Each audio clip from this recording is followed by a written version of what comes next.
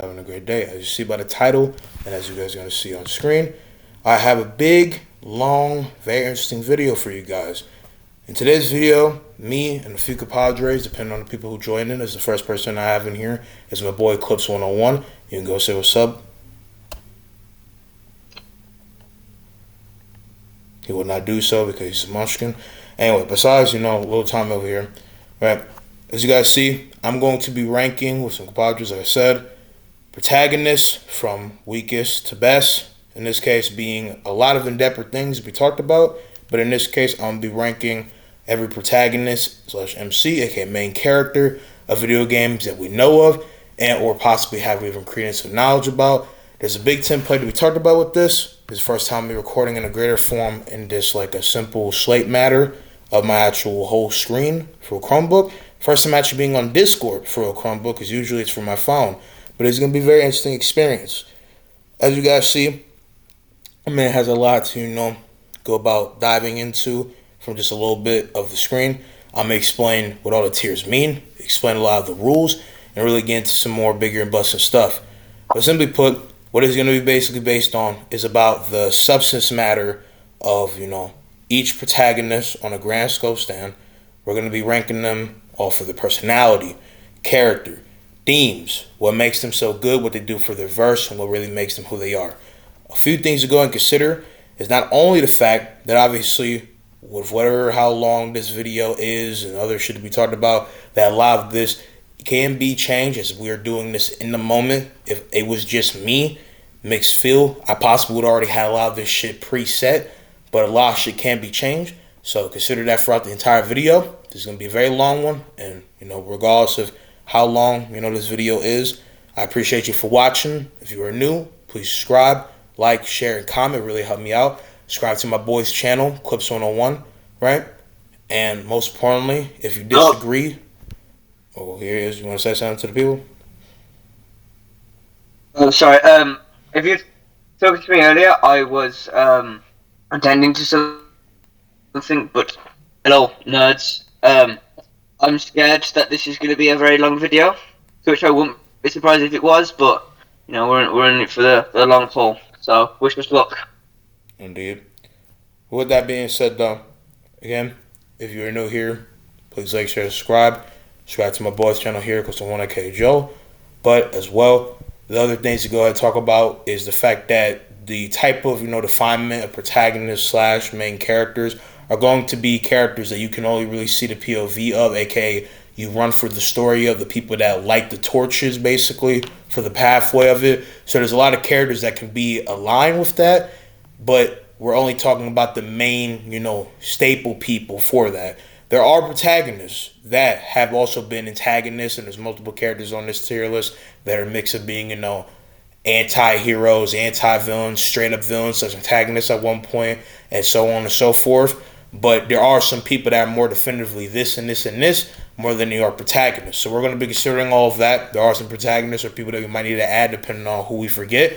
This obviously is going to be every single protagonist / main character, because obviously I don't think there's anyone on the planet who's played every single game or has that memory. I've literally taken from 3 tier lists to make this video. One with 700, one with 100, and one with 1,000. So yeah, it's going to be long, but obviously we're not going to rank everybody. This is really just for fun. So again, if you disagree, leave your own, tier list in the comment section. If you hard disagree with one of our opinions or stances on somebody, if you want, at least for me, my Discord is RPK3124. If you want to have a chat, educate me, or debate me, it is what it is. It also goes for anything else. Also, a lot of characters have their mixed arguments for being a very broad scale, assertion and definement for being a protagonist / main character already. But when it comes down to their ties to bigger than, the gaming sense stuff, right? We're not going to be considering that. So it's only going to be video games, only games. We're not considering books. We're not considering anime. We're not considering TV shows. We're not considering movies.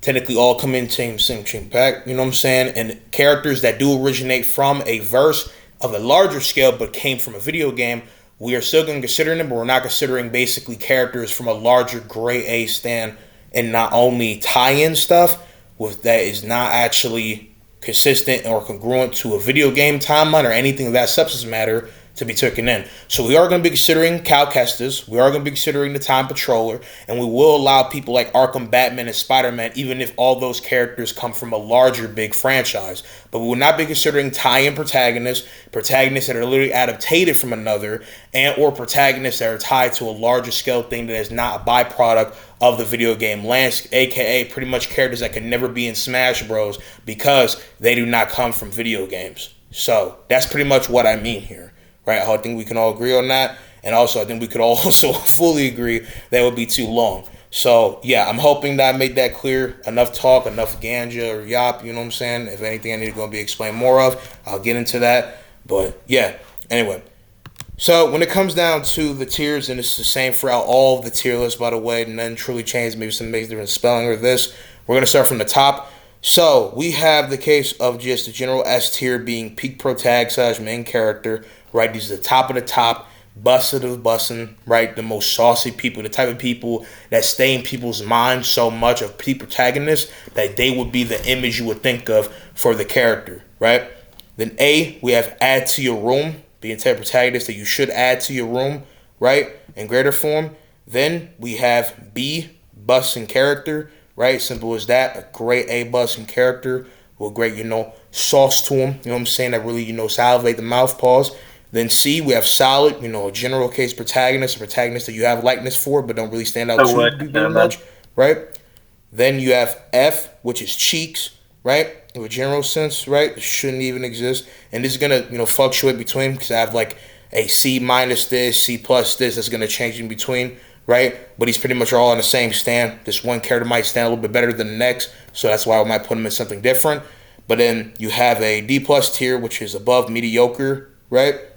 Then F minus shouldn't exist, a character that you have no likeness for, dog shit writing, not a good protagonist. They should be dispersed from existence, type of character that you would fling into another stratosphere if you could, or to me, the ultimate, personification of a type of protagonist that is so dissolved of real substance, they have no credibility even being a protagonist. They are an AI-generated character of nothing, a fundamental grandstand of care, because what to care for besides a fucking gapeless body, which is this character that just moves as a vessel for the story, right?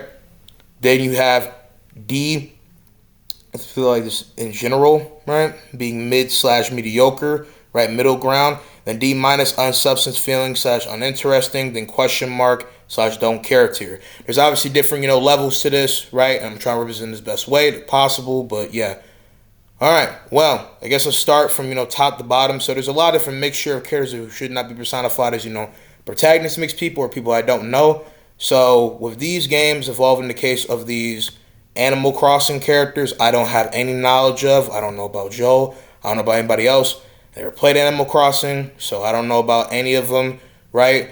Then there's only one definitive actual protagonist from Apex Legends, and that is Wraith, who me and Joe might be able to speak of. So I'll give Joe a 4 on this, aka Clips 101. You can subscribe to him, get that man to 100 subscribers. He needs to pay his bills.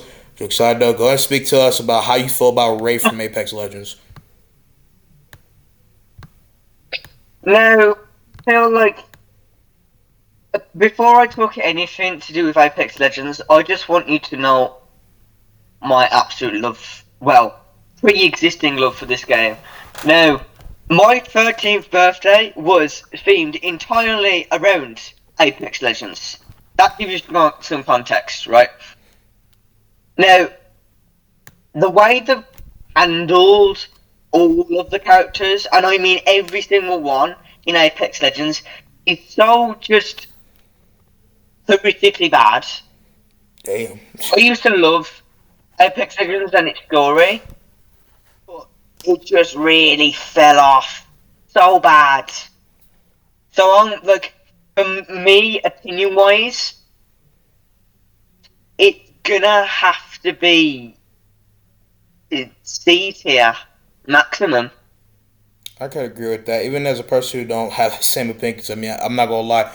I'm not good at Apex Legends. I'm not good at battle royales in general. I would even proclaim that I'm the most defined good, player on, real skill merit. I'm the most bottom of the low in greater form. You know what I'm saying? Like I would even argue that I'm really grandstand good at really shooters, unless we count Overwatch, mixed from plays of Call of Duty, Titanfall, and Marvel Rivals. That counts right to a greater form. Right, I wouldn't even smash me on any real standard skill. But even besides that, just speaking to the lore and what I have played and or know of in the case for the grandson, about the lore and Wraith as a character. I like to say that Wraith is a very fine protagonist, and the matter for her, so it's a matter of really changing the way you might see things and stuff. I think she's very basic, but has some cool personality, interests. She has a fine voice actor. She doesn't do anything too demonstrably different for the lore, but like in a Tracer way, but not the same way. There is some kind of interesting, enticement of like the fact that she does have like these great potentials, but she's not the type of woman to tap into that, and it's kind of like a joke of that. But that's really all I have to really say in the grandstand. But yeah, I'm taking that me and Joe, agree with that. Now we have a few different Assassin's Creed characters. Now there's gonna be like some different, form of positioning for some different Assassin's Creed characters, but I guess we could just get the general great run of them out the way. So, question one, tell us, the audience, in a sense, what you think about Assassin's Creed or what your knowledge is about Assassin's Creed. So, I have a basic, just kind of okay knowledge over Assassin's Creed. My favourite Assassin's Creed, mainly because it's the one I've played the most, is Assassin's Creed Unity. And I will forever love Ono as a character, mainly just because I find him quite witty and funny. But I understand that he's not the most liked character in the franchise. And I feel like I'm right in saying that. But I believe that most of the characters in the Assassin's Creed franchise have solid character design and character progression, enough to put most of them at least A or high B. Yeah, so when it comes down to these characters and others as well, what's up? Who is this in there? Year.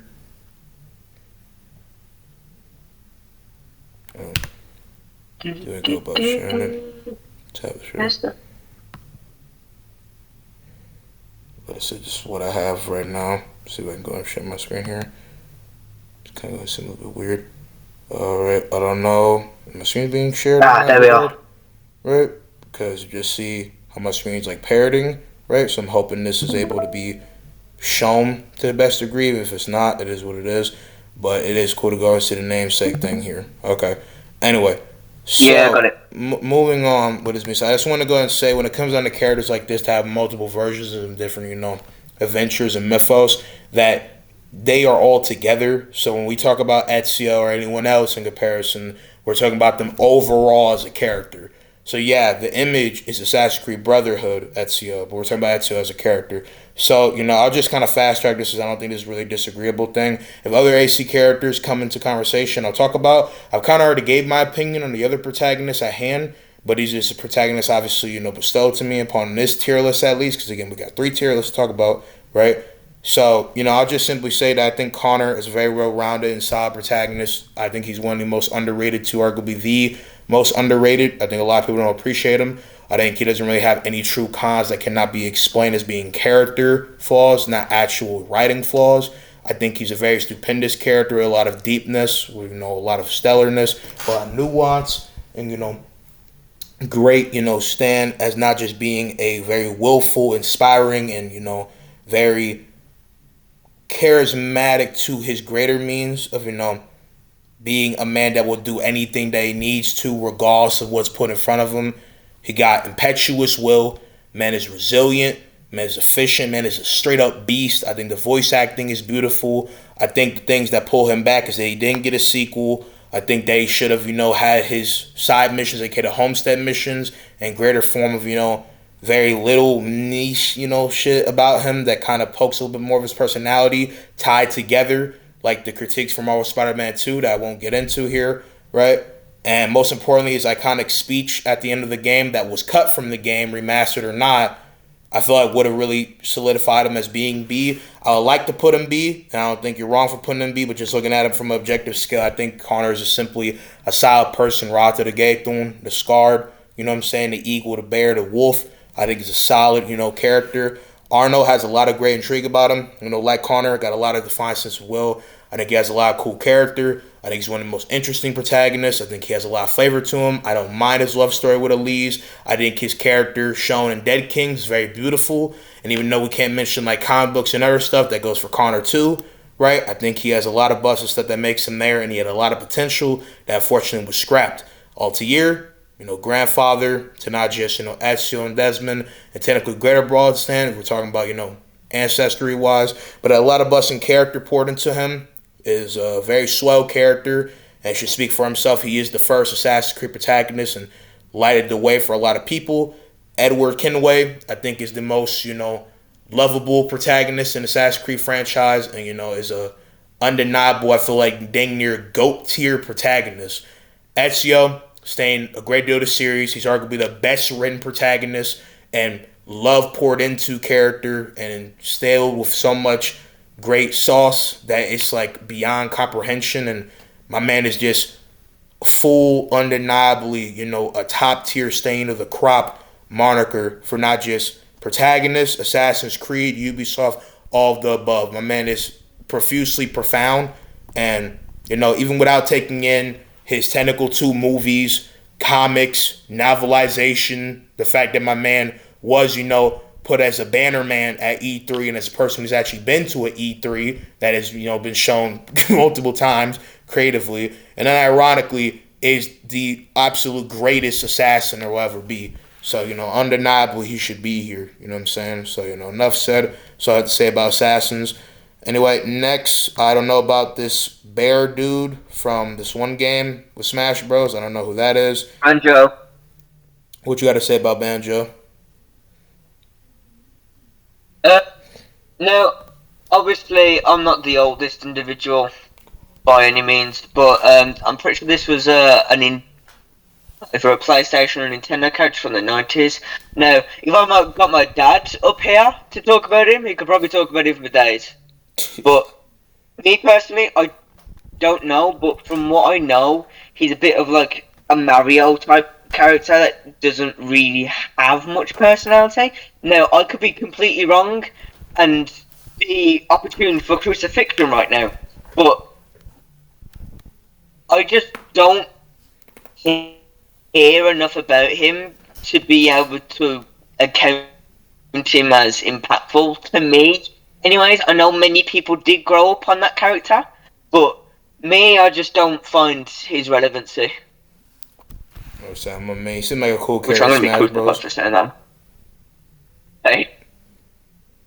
I didn't know who was talking there, but yeah, I mean, he seemed like a cool character. Immediately put Pathfinder into S tier. What are you doing? Put Pathfinder immediately into S tier.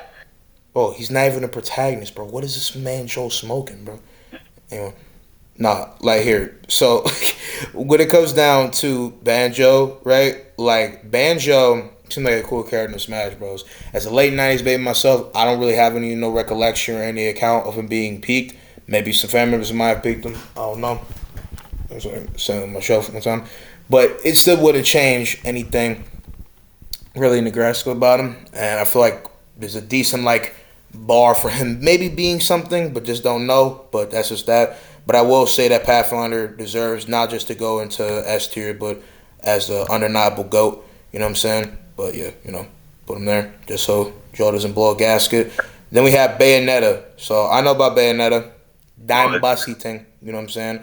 Now I know a lot of people kind of undermine her sense of character because of the fact that Shawty does not show that much greater grandstand character, because a lot of it is painted into her sexual endeavors or her fighting and corresponding with gameplay. She doesn't really have anything that really stains her to the most highest, I guess, qualm of really interestingness or, qual of, I guess, with anything, because she don't take shit seriously. Shawty is like the definition of most fabulous femme fatale in some occasions. But I do think in the occasions when she does get to show, like Dante, but not as much, she does show great sense of character. Now, I've not played all the Bayonetta games. I've played one, and I've painted her character in different forms.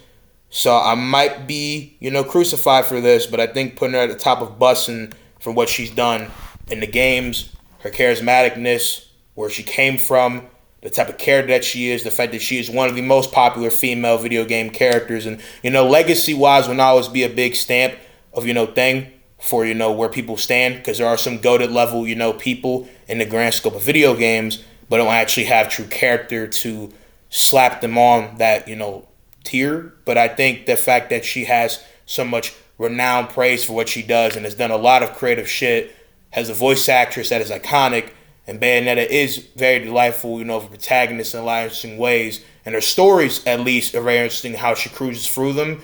That I would like to give her the title of being a solid, B tier character. Now, I could argue that Altair and Arno got more to them, especially with what they've been through, but I would like to say she's a little better because, Arno and Altair combined only truly have 1.5 game of substance, because Altair has one game, he has half of a game in Revelations, you know what I'm saying? Like, it's kind of funny to think about that both of these niggas kind of got dispersed of the chance to do more. Actually, no, I'm actually going to correct my friends, because, when I say this, we mean like a AAA game that you actually could play. Altair does actually have more games. I just haven't played them because they're only for specific form of playing, like on a little Wii or a little 4x4 controller system. So from games that I have played, there's only 2 games that really give him his greater grandstand grand scope, of actual character busting. But even then, that would not take away his sense of coolness. So yeah, even though I've only played 2 games,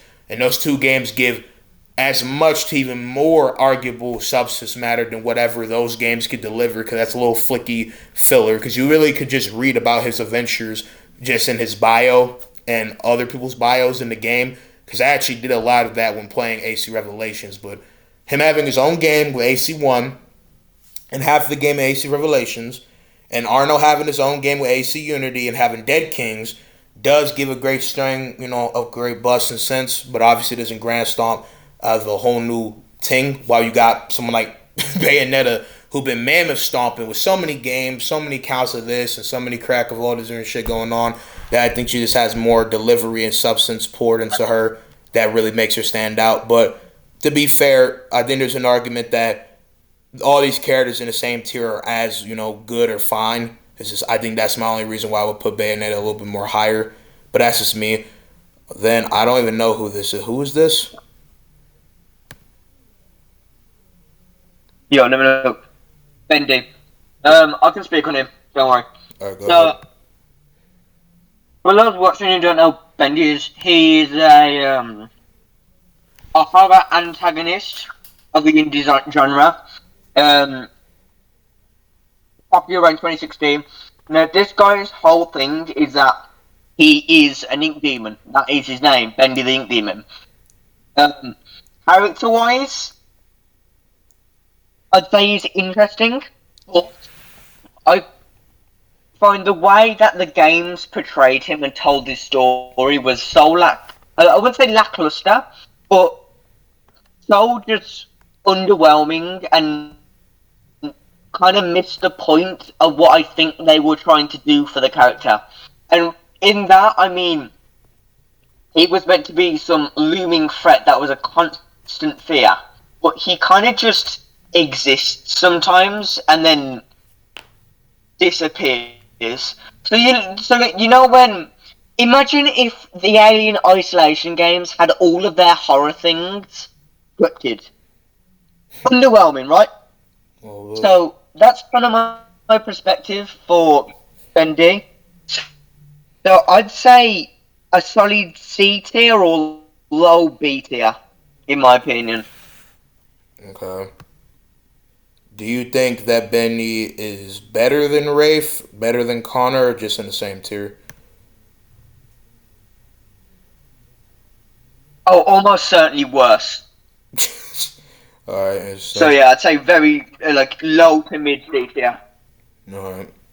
Well, with that being said, it's a person that Corey Kenshin would play and or defeat. So that's an interesting case thing to be said. I don't know who these people are. Stop me if you do. I mean, I've seen this dude in All Stars. I know he's named Nick, or maybe I don't even know. Actually, because let me think back. Because I feel like I have his name on the tip of my tongue. And Big Daddy's name is, I think. Yeah, I was about to say that's the case with his name or nickname. His I was thinking, Bioshock is from. what year is he from again? It's from Bioshock. I swear it's called something like Big Daddy. Yeah, no, I'm not saying that's wrong. I was wondering which game. So Bioshock, I've heard of that. I was thinking that his name was something big, but I don't know if it was like Big Onslaught. Big Day's kind of crazy name with no context. But yeah, I was like, you used to have things. Oh no, it was his nickname. I'm taking this as his nickname, not his like actual name. But do you know about? I'm just gonna call him BD for short. So what do we have to say about Big D? A little bit. Okay. Now, from what I've seen, I find his character really interesting. Like a submarine, like soldier hybrid that looks after these like special children. And I feel the way the Bioshock games portray them as characters are some sort of like unstoppable force that is really amplified with their character design. And I feel like they just did such a good job on on that character, and like even better in the bloody All Stars game. I know you just said that, but that game was so good. I'd say he's a solid high A tier. Like I Damn. genuinely think he's a very good character. Well, I believe in my boy Clips on the One against Rabbit's channel. I mean, that's kind of ironic and being next to Big Edward with the most astonishing redemption story and Big O. Ezio Auditore to Firenze himself. But yeah, that's interesting. Anyway, next with the group of characters, if you know the tales will load. I don't know who these people are. Stop me anytime if you do. Don't really care. Mostly great to these people I don't know. I'm not gonna keep clicking through these people, and that's just how we're gonna run it. I don't know who these people are. If you do, that's cool. I know Crash Bandicoot himself. Now, to be fair, I've never actually played a game of him. I've only indulged in him when he's crossed over with other characters or in other media. So I'm basing it off of that. Maybe the games don't give him the best, dive into shit. I've seen him in I've Skylanders played the games. crossovers and shit. But from what I know about him, right, I would like to put him in here. But, go and speak your opinion if you have something to say about him. So I feel like Crash Bandicoot and their games were Sony's attempt at rivaling Nintendo's Mario, and in doing so, I feel like they created a likable character, but I feel like he didn't have enough substance in the games alone. Now I understand there's probably some lore I just don't research because I'm really not big into the Crash games. I've played all of them, just none of them fully. And I just find character. Obviously, I didn't grow up with him either, but I just find Crash Bandicoot just a character. So where did you put him? Yeah, no, I agree with that placing. Yeah, That's I'll pretty put him in much where C. I'd put him. Yeah, like I dislike his personality, I like his very radical feel. I do like that, he's one of the OGs in his own unique way, and he did really bring a different side of like funny to games with just how just open ended his character is. So I would like to, say he's that. You know what I'm saying? That's just me personally, about how he is. But yeah, I have never played Cuphead. I have seen people play it, but from what I know, the Cuphead twins or whatever they are don't have that much character. So I don't know if where I'm supposed to actually put them. I don't know if you Clips Yeah. 101 or anyone else have played, the games. But again, I don't really know where to commonly who put him without just saying that he's like above average because he does have personality, but he doesn't really have any big standing out character, and he is one of the most big, fucking devious, scandalous, wild behavior people. Like this man is the definition of a guy with Looney Tunes delinquent syndrome, where my man is like a crazy motherfucker on multiple different regards. You got him fighting the devil. You got him being a crackhead and other case of shit. My man got capabilities to be breaking the fourth wall. Tune for a Cuphead is a crazy, wild, antic motherfucker, to be fair. And I do like his design, right? So that's where I really put him. I You don't know if you have something to say, Coach. Pilot as well. Yeah, is it the blue Cuphead dude? I'd say with Cuphead, Blue Cuphead's practically just the Luigi to Mario. Yeah, I'm not surprised with this type of bond. So I'll just put My him. problem with the Cuphead twins. Yeah, no, I agree with you too. Is like they don't have personality. They're kind of just. I don't really know how to describe them. Like I can't even say they're like like Mario and Luigi because them two have personality to some degree, but them two just they're kind of just existing. They're there, and that's really it. It's that they exist. This is D, by the way. This is D minus. So, man, gotta get you see some tier lists, because I don't have it set up like this. This is a very long tier list, not entirely orchestrated by me, but still. I have to see some of these borderline mixed case of characters, and I'm hoping that the audio is good for everybody in comparison. And I don't want to get off, topic and talk about something of random form of occurrence, but I do just want to say, by all record, that if there's a problem with any form of like our audio in comparison with this big ass case of software, there are subtitles, and don't be pissing, what I'm saying, the whole thing apart. I guess in this sense that also come with this tier list as well, because in this sense of like topic, to be fair, it is all different opinions and all of them combined together in the means for greater talk. But I just feel like if you actually generally have a problem, like how some people have talked about audio or something else, that you can be constructive about it. And with this, again, for opinions and different things colliding and coming together to speak about that shit, it's all for fun. But like I said before, to rescind my statement, don't be fooled like pissing the tier list, you know what I'm saying?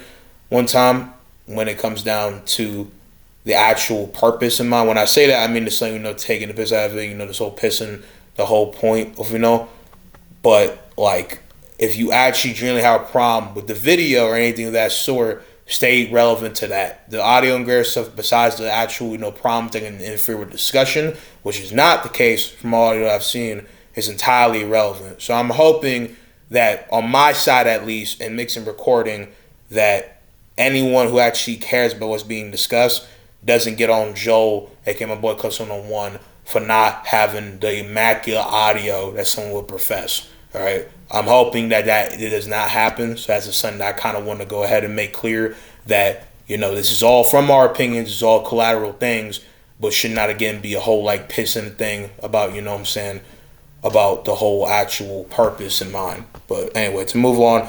Now, he was here, and there is technically a quote unquote Dead by Daylight protagonist, aka the guy that was like an offer for like the world of Dead by Daylight, the guy that you kind of getting pulled into with Dead by Daylight.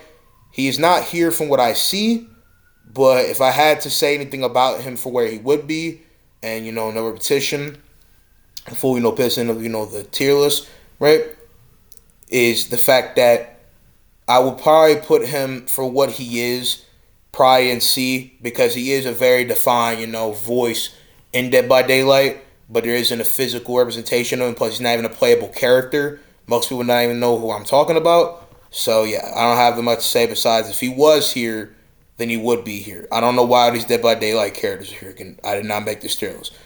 There are some characters I did put in on a greater half, but still. But then we have the boy from Detroit Become Human. I forgot his name here. I'm finishing it. But I don't know if you, someone, or anyone else, played this game, repeat about it. But I'm going to go ahead and put him, everything I've seen, in C. Go ahead. I can comment on him, though I have, like, very strong opinions about that character. I think, in my opinion at least, that's one of the best characters I've seen in the past 5 years. Mainly because its character serves a purpose in the plot of the game in such a good way, to the point where it feels like the game just wouldn't be half as good without him.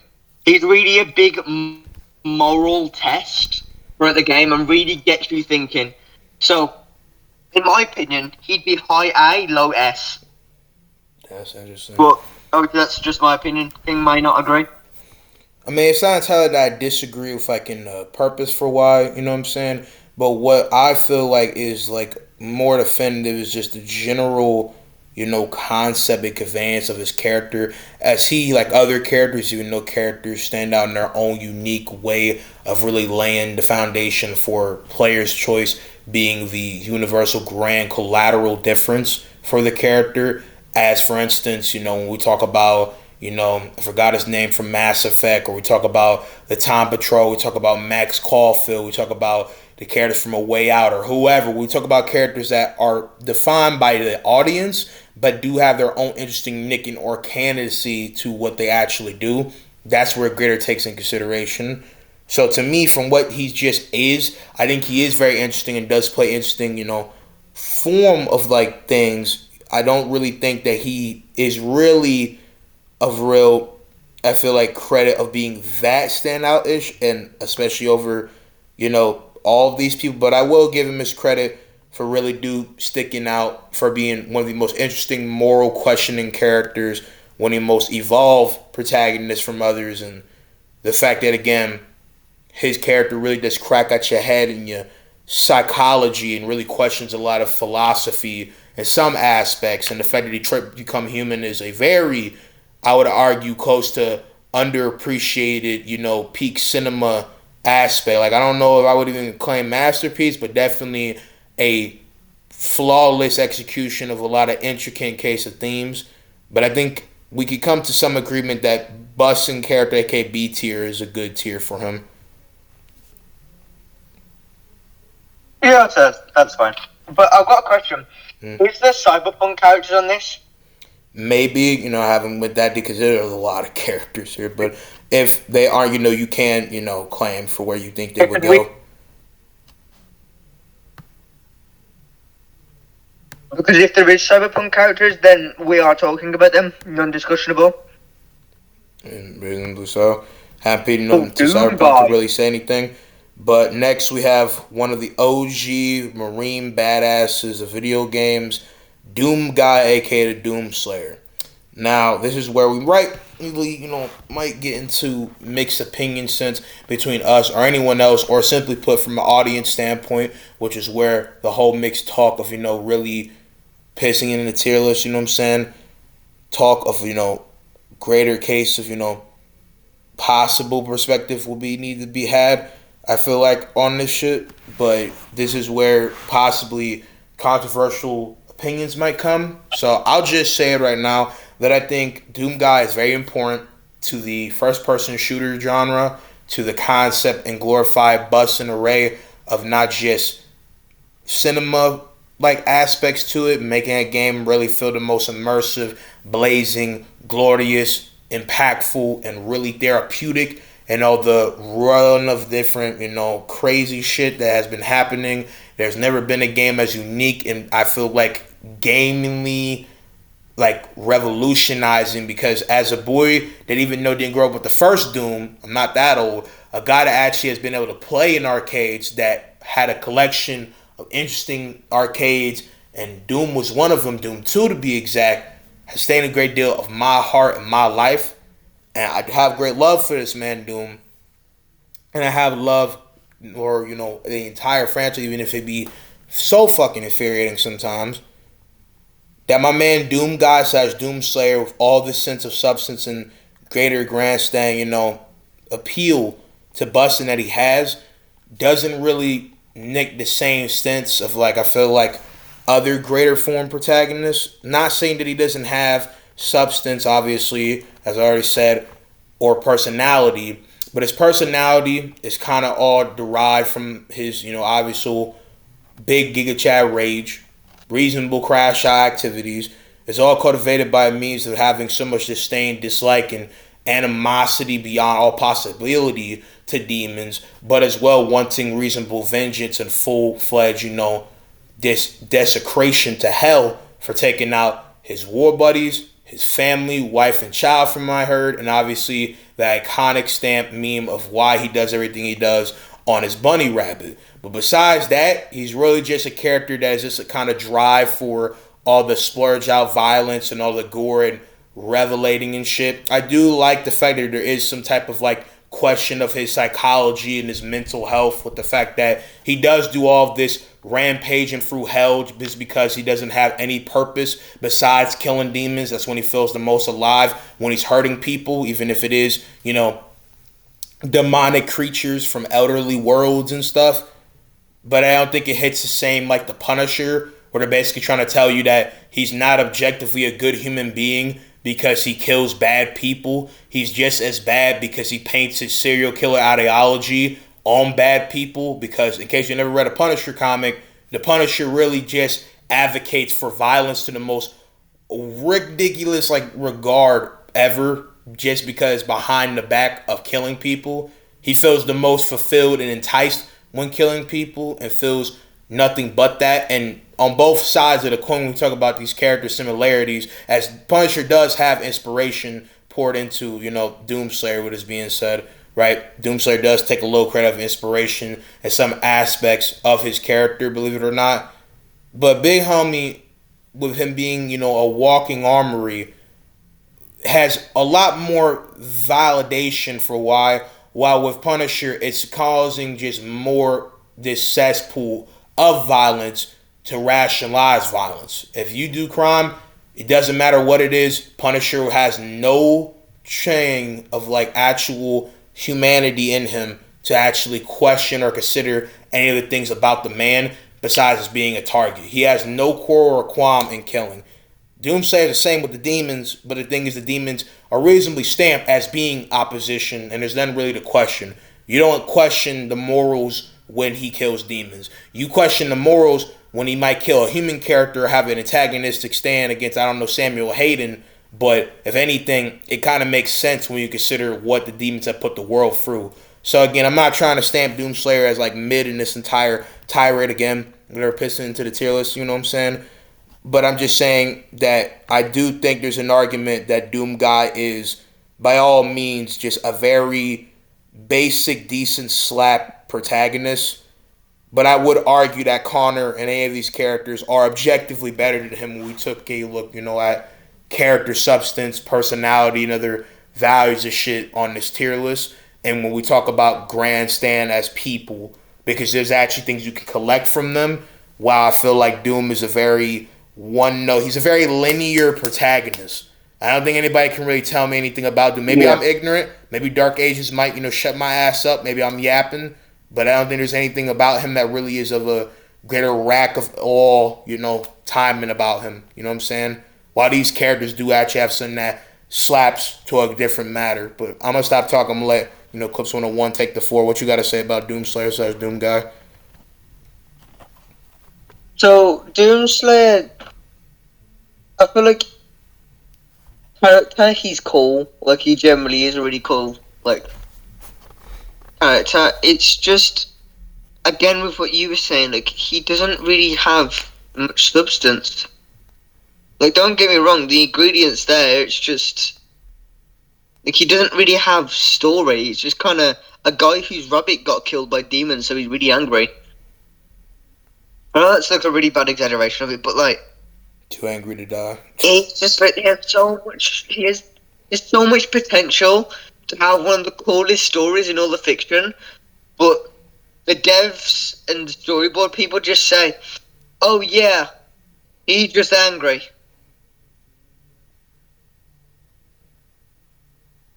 And don't get it twisted. The games do have their own interesting and slap, substance matter in their own credit and making a very interesting and engaging story through the bloodbath that is these games. But they don't pour as much greater collective interest into that as the other games do. And to be fair, it might be a kind of mixed comparison because he comes from games that are not, consecutive story games, not collectively built off of that, and are not games that kind of can open up in that. He plays level pit-to-pit games. And even considering like Doom 1, Doom 2, to Doom 2016, Doom Eternal, and DLC or whatever to be considered for him, he doesn't really have anything really cracking that. I feel like the mind of most players that really opens deeper dive into him, especially because he just has slate-plated reasons for why. There's not even some curiosity into that. Unlike his inspiration on a modern stand, right, the Punisher, that actually tries to give us greater flowing of different deeper salvation to maybe see into the humanity and light and gaze into his character. And when you do that, at least we look at the most consistent broad scale of him, we see that the Punisher, aka Frank Castle, did have very conflicting thoughts about killing, but war and the tragedies and multi storm of a hectic and mentally distortion effect because of turning into a rabid animal through war has downsized his humanity and any credit of goodness in him that makes him feel actually gratitude by his efforts, because you feel like he didn't make true efforts that actually were of substance to him, because his entire life was stained by violence and now he cannot get around that. And when his family died, like with Doomslayer, it opened up a whole new level of behemoth in him, with one being a plague of death and being, judge, jury, and execution, another person being the solidification of a walking, onslaught. And they don't really go more depper on the second half, while the other really cracks at the philosophy of a person that can rationalize anything if they put bad as the cause and effect.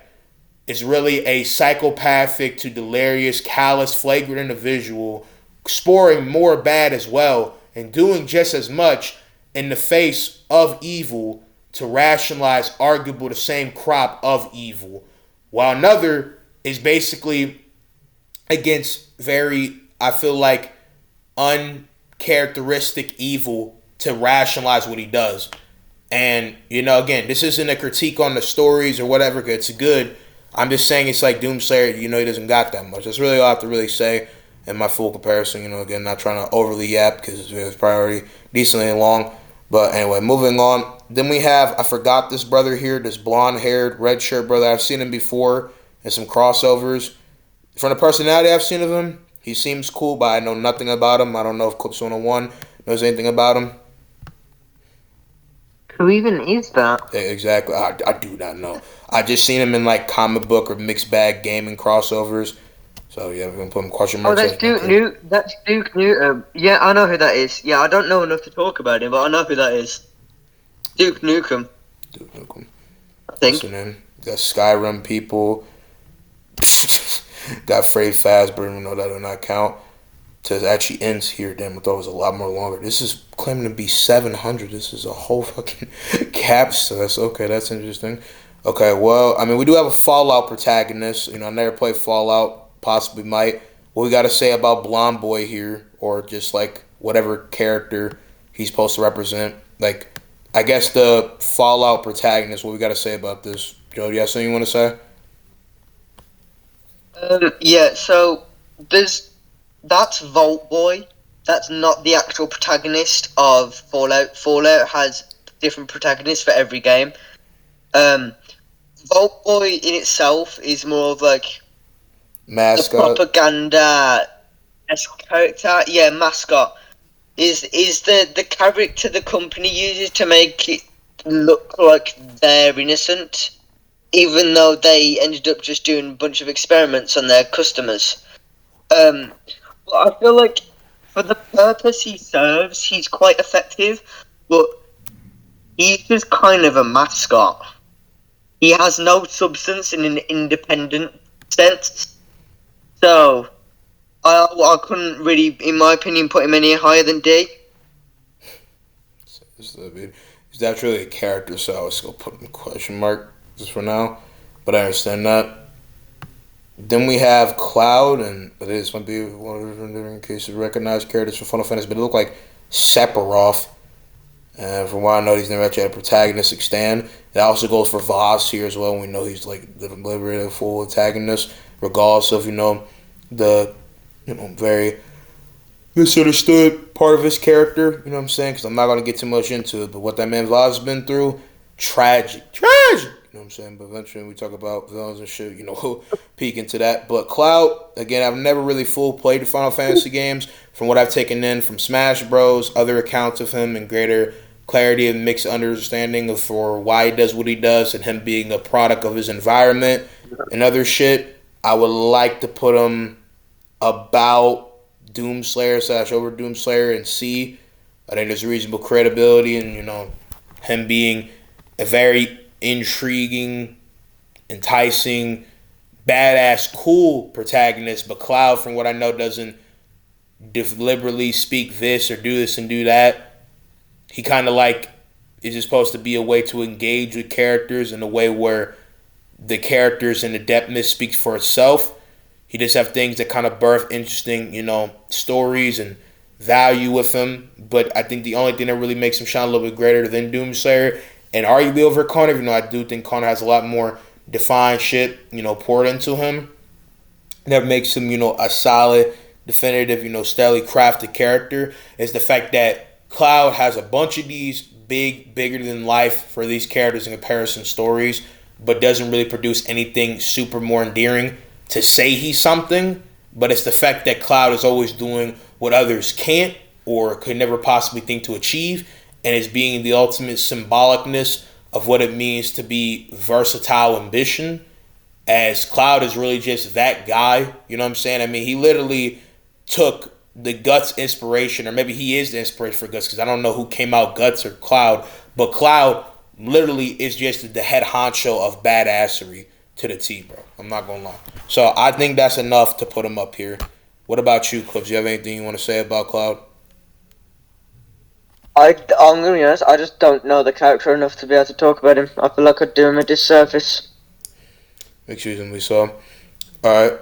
Now we got Gears of War characters, and this is where it's gonna be more in my, understanding. Let me know right now, Clips, if you have anything you want to say about Gears of War, the Gears of War characters I'm gonna talk about. I'm talking about Kate from Gears of War 5, which for y'all who have seen my tier list about Gears of War, just know my opinion. I'm really going to possibly pop more into this when I eventually replay Gears of War 5 after I replay Gears of War 4, but I'm kind of just in a mixed bag, even like unsettled feel of really wanting to, because I don't want to be drained of really likeness and such. It's a matter of care for those games in the end, because those games, Gears of 4 or 5 is more playable and likable, are very disappointing in the grandstand.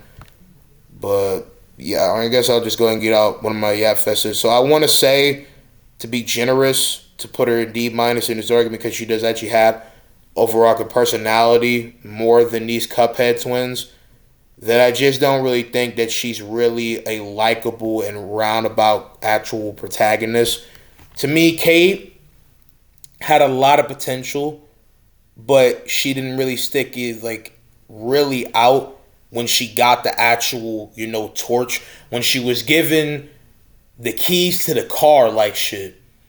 Shawty cruised so wild and so unresponsible with actual validation for really giving a fuck, having true depth and sensibleness in a character, that she turns into a whole crybaby, unlikable, straight up disingenuously tolerant of actual morals individual, that regardless of what she's going through, I just, to me, could not give any true give of a fuck about her. She has not really likable traits. She's not a very nice person. She gets no consequences. She gets no actual call out for her stupidity, impulsiveness. She's very hot-headed. She has nothing to greater grasp to her. Her jokes are funniness. I feel like are only played off of characters that actually have more endearing, likable stuff. And to me, she doesn't do anything that really stands out for me. Her being the daughter of Queen Mara, right? She's the granddaughter of her. Is some cool shit, but it doesn't really poke out anything of greater substance, right? And any crack of actual, validity to have likeness or care for her, I feel like it's all played off of her, chemistry with others. But those are those characters, of anything that really is more of a supply of likeness and definitive give a fuck, I feel like, for someone like JD, because of his credit of making things turn around for these characters. She's a better supporting character that can maybe be built up to be better, but she just has, some likeness, again, like I said, for being a supporting character and or things that come later on. But she is so flawed, it goes beyond character flaws, and it just becomes irritating to listen to. Her writing is dumb. She shouldn't be able to do some of the things she does. I don't want to be that guy, because I feel like it was thrown around a lot when she was made and in the past. and this isn't because she's a woman or nothing, I know some motherfuckers are gonna disregard what I'm saying and say, but it's like a sex thing. But I feel like as a woman in her position or not, that she doesn't have any real clarity or actual reason to feel some of the way that she feel, especially not listening to the context or understanding, and the fact that she gets to say, do, and move around with shit with no actual understanding for the situation at hand or the consequences, and the things that she does, other characters literally do a 180 on actual consistency of to understand it. She causes character assassinations. She causes more problems than others. I feel like she isn't really that interesting of a person to run a thing and shouldn't even be truly called a protagonist. I mean, at the first start of Gears of War 5, it was JD, and then because that nigga got injured and got lasered of half his, skin, this shawty became protagonist. And for what? This showing a bunch of shit that arguably should have been, either to me, not even like a bad concept, but more it unconstructed itself of actual substance and greater value because it just isn't interesting. This shorty has nothing endearing about her to actually give a fuck about. What is there to like about Kate? What is there more interesting about Kate that we didn't already know? And the fact that shorty technically clickbaited us, if we go about the thumbnail, into going about getting the game to learn greater more about Mira and the history of the Locust, which technically we did, but not full throttle about her. It was not shown to us in a normal sense. It was not shown to us in the main line. And any of the greater grandstand showcasings of this shit, you would either have to go about deeper reading that would actually pop out from the game.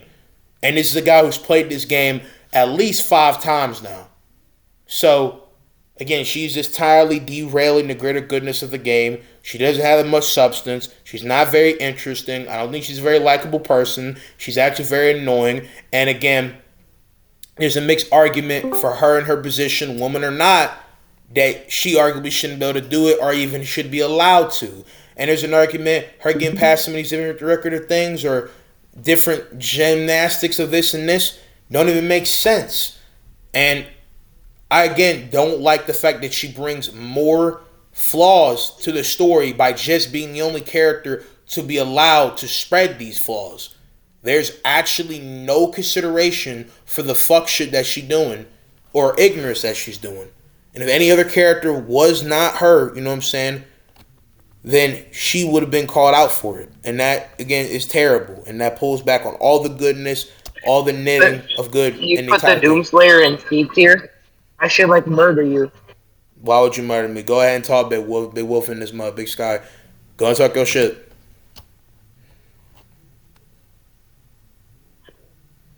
You want to talk your shit or no? Okay, sorry, but hello? What's going on? Yeah, I'm back. Is anything happening? I've noticed silence when I returned.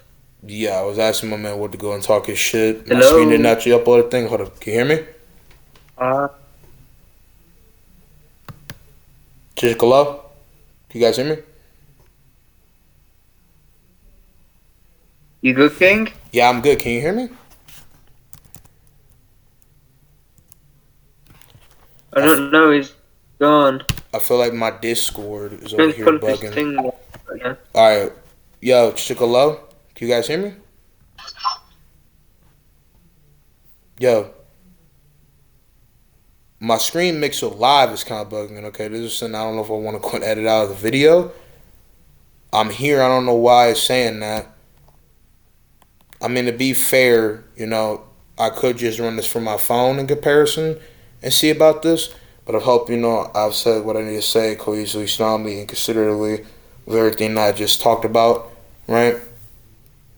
I don't know what happened. My man Wolf came in talking about something, and then this stuff happened.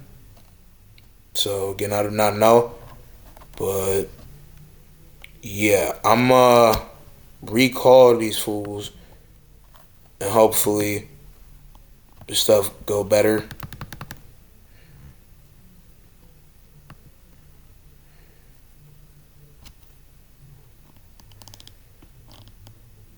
I feel like I just got too much going on when it comes out to the Chromebook.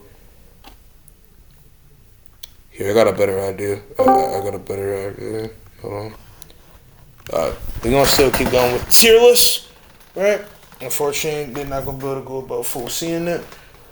Look, I want them to, but it is what it is. All right. Question the document. That's in that y'all don't need to worry about. All right. Give me 2 seconds, cause I don't know why the man got kicked out from that. I think it's just too much all at the same time.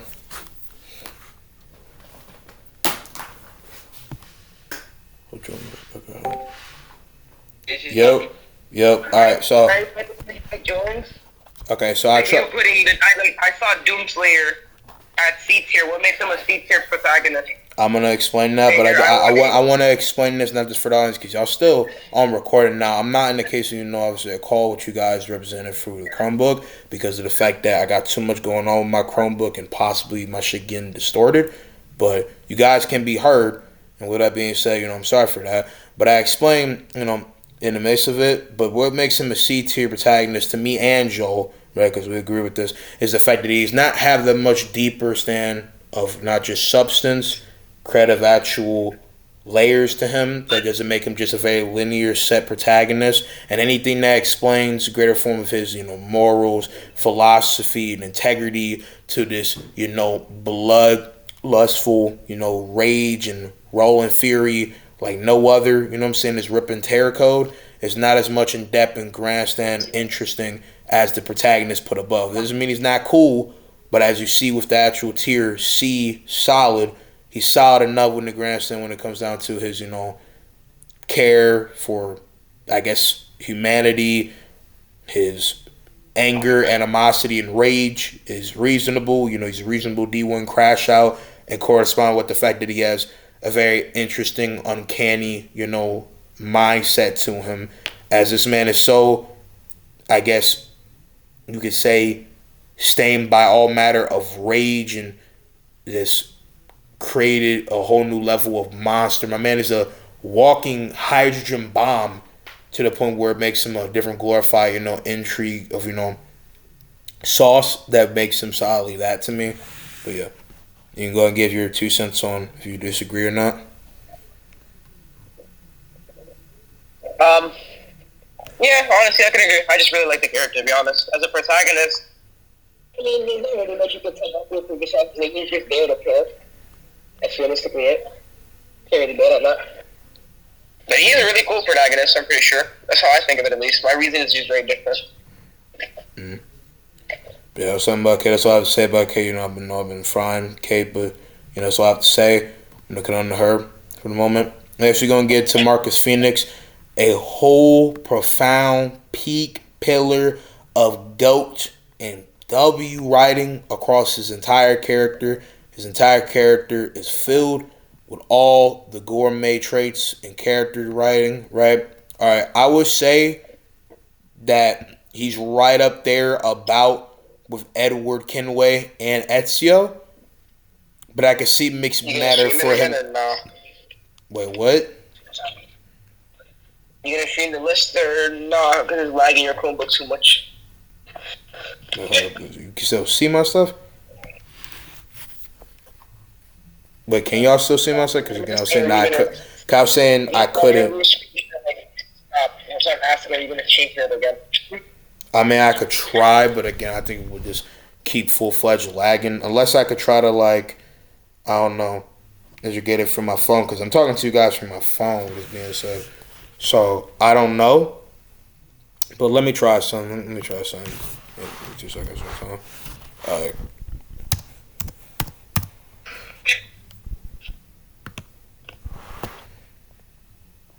Try running back into this game.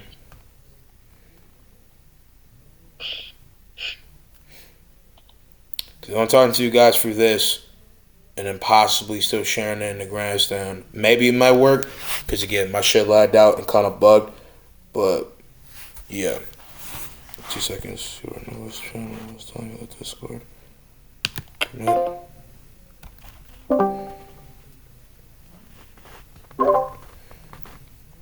Alright. I could be heard here. Hold up. is what I'm saying. I don't want this shit to be bugging. Yo, Chicolo, can people hear They're me? playing music. I can I can't I can hear you, but at the same time I can't because they're putting really loud music. So um, I'll be listening. And we'll be talking. Okay, I kind of heard like have audible of that, but yeah, I'm back in here. Hoping everything's all good.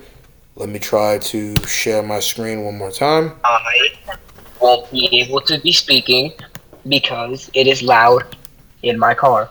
No, I will be I get hearing, that. but I I will heard not be that speaking part because until I'm it home. was half audible there. But yeah, so I'm hoping that's good. I don't know if it's tied to internet thing. Let me turn off one different thing. All right, I'm hoping that it's all configured and set, because I'm going to try sharing my window. So I'm hoping that you guys can see this stuff now. Let me know if you can or not. I'm taking it you can from that, third bar. Anyway, so to get back to what I was saying about Marcus Phoenix, the reason why he's so demonstrably better, not just from Cape and others, is the fact that Marcus, throughout all the games, regardless you include novelization of books, has had so much character, nuance, and substance poured into him. He's had so much glorious shit paged in the way, not just for how to make a very stellar, saucy, and suffice to say, complex ordeal of a protagonist that doesn't wear any of his shit on his shoulders. He takes it all in. He represents all type of the mental health gripes and grittiness of the war and conflict that he's in such an interesting way. He gets consequence for his actions, but he owes up to him and he revels in his shit and he stands strong in any credit of his shit and does it sufficely and effectively. He's had so much great charisma, performance, and delivery by his voice actor, who is a iconic, profound GOAT among multiple voice actors and people in video games. And even though I don't, dislike the case of the voice actors for Kate, I can respect that she tries giving her best, when it comes down to her performance. And I can tell that there is some real, passion in there. This man delivers everything he says with the most cleanest wit, with the most cleanest delivery, with the personification of the big bad Punisher level credit of feel. And I really love how my man is so endearing, enticeful, therapeutic in the record for his execution, from his dialogue, from his depthness, from his stellar heights as a character, and the fact that he has so much flavor, indulging into each type of, different mixtures of bussin within the game that makes for, to me, the most succulent sense of juice, pause, to be taken in. You know what I'm saying? And there's no time when he's shown on screen, regardless of protagonist or not, that doesn't make him define in his delivery, define in emotion, define in character, define in feel. And I think he has so much shit brought about in his character that it makes him profound in delivery. I think from Gears of War 1, 2, 3, he's astounding. But his show-ups in Judgment, accounts, readings, 4, 5, anything, he's always defined. He's always good. He got dope emotion. He has dope character. He has interesting duets and shit. He got cool, radical feel in his shit. And my man can spiral out into the most clean-cut, cruiser and badass nigga ever seen. And it's the fact that he has so much poured into him, like Ezio, with having games entirely stained by his pure existence, that the best game in the franchise to me, Gears of War 3, is because I finished that bitch on Insanity, the hardest difficulty, and I'ma stand 10 toes like Doomslayer when I step on my opposition. That was the most coldest ending when we talk about this man refuting against the idea that he cannot stand for something in the midst of losing everything, because of the fact that his will has been so much abolished from the credit of really having severance or something. He lost his father, he lost his brother, he lost so many comrades and people, and humanity has taken L's after L's. But he represents the strife and stand that humanity can admirably stand for. This man, Marcus Phoenix, will take a hydrogen bomb to the face and say, I don't give a fuck, I'm still up. What you gotta say about it? He the definition of taking so many L's in life, but as long as you got breath in your breast, you can still stand up. That's why you the GOAT. So I'm hoping I made my point clear there. But yeah, simple as that. Now we're going to look at Last and People. And again, I'm taking up my screen is being shared. Now you guys can hear me, and obviously the audience can hear you guys beforehand. So next, there's not another version of Atreus. I'm just going to take this as Atreus as a whole, as a protagonist. Most weirdest pick of this dude. But besides little chibi boy here who I trying me kind of reminds me of Clips 101 in real life. Like I'm being hyperbolic, but that's kind of funny to say. I'm not gonna lie. Shoot yourself. All right, love you too, bro. But Shoot anyway, yourself. no, bro, that's too easy. Think of a creator one, bro. They tell me to gouge myself with a fork or something. That's fucked up. But not on the road. Atreus as a protagonist, I feel like it's a pretty defente, good, solid creative protagonist. I don't think he stands too dummy out, too dummy not. I do like his character arc. I do like his all around feel, coming from this young, impulsive, very privileged and ego driven kid to this reform, coming back to his childish but very wiser warrior young man coming Phil. I like that he really comes into himself, grows into his bow, grows into his magic, grows into his skill and fighting prowess, and is a very, I feel like, rack of all trades, personified character with a lot of interesting and endearing things. I think that a lot of the greatest shit with him is, kind of piggybacked off of his story stuff, but just him as a character, I think he's pretty solid. I think he's pretty defente. I don't have that much really to say. I think there's an argument because he has better, grossing of, this and this and this going with him. They might stand a little bit more out than Doomslayer, Claude, and Connor combined, but I think they have a lot more gauging with some different endearing things that kind of put them a little bit over, especially because of stories, where they come from, the fact that they're easy to be really synced into your head more than Atreus, because Atreus, for a great deal of people, was seen in a more negative light. And there are some people who still got deep hatred for this man, even after everything's said and done. And mixed bag reasonably, even with a credible context, and considering the fact that everything that Atreus was doing was all in good faith. But yeah, I will put the son of the ghost of Sparta there, and son of the guardian of the Jotunar there as well. That being said, but yeah. Next, we have his big dog father himself, Kratos, the ex-god of war, son of Zeus and the shunned woman, the ghost of Sparta, the great big Dunzel of video games, the man that killed every Olympian god of worth, man that banged out with Thor, the god of thunder, strongest of the Aesir. I give you one of the biggest hyped and stained beings within video games. I will give this man reasonable credence for everything that makes him what he is, to be one of, if not, in talk to be the greatest video game protagonist of all time. Fight me. What you guys got to say about that?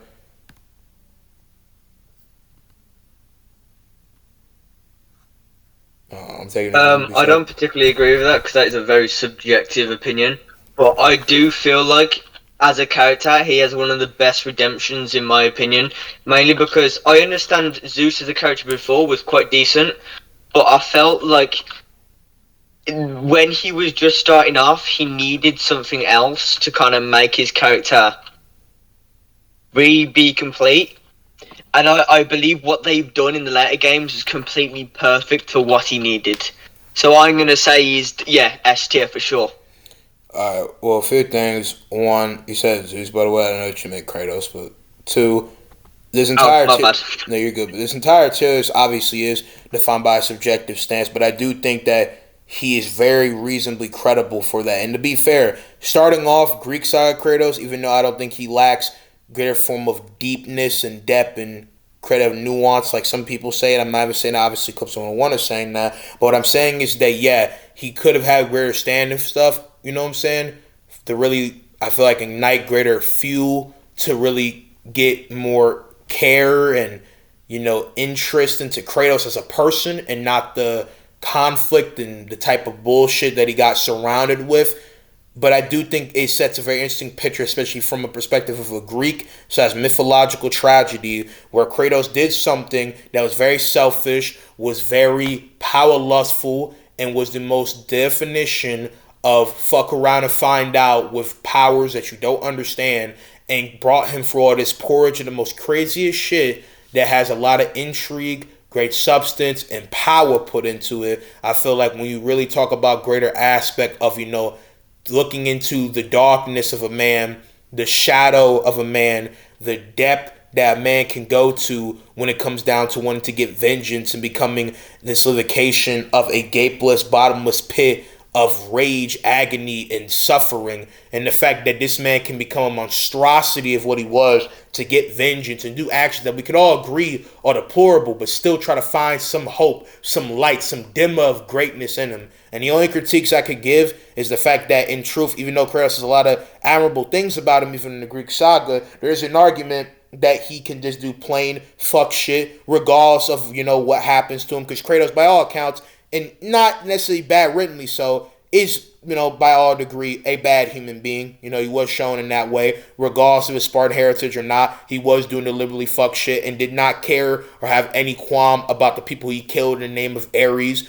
And, that, to me, I think is reasonable in hindsight, looking into a guy that comes from a lot of bad. And Kratos in the Norse saga, which I do think, in the words of Clips 101, is perfect and way betterly written and indulging in shit that could never be, I feel like, pictured without the greater emphasis and really having Kratos grow up. But the Greek games and all that other shit does have reasonable stand. Now, I'm not saying that he's the greatest protagonist of all time to me, but I do think he has reasonable perception and proclaim for being what, if not the greatest for a lot of people.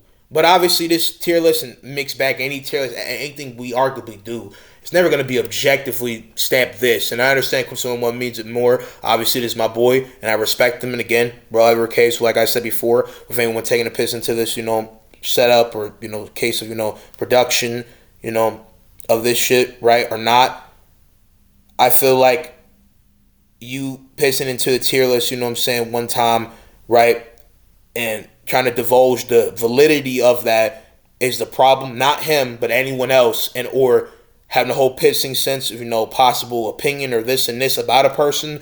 Understand that, again, this is all our opinions, but I feel like no one can really deny the greatness and arguably inspiring salute of nothing but fuego that Kratos has provided.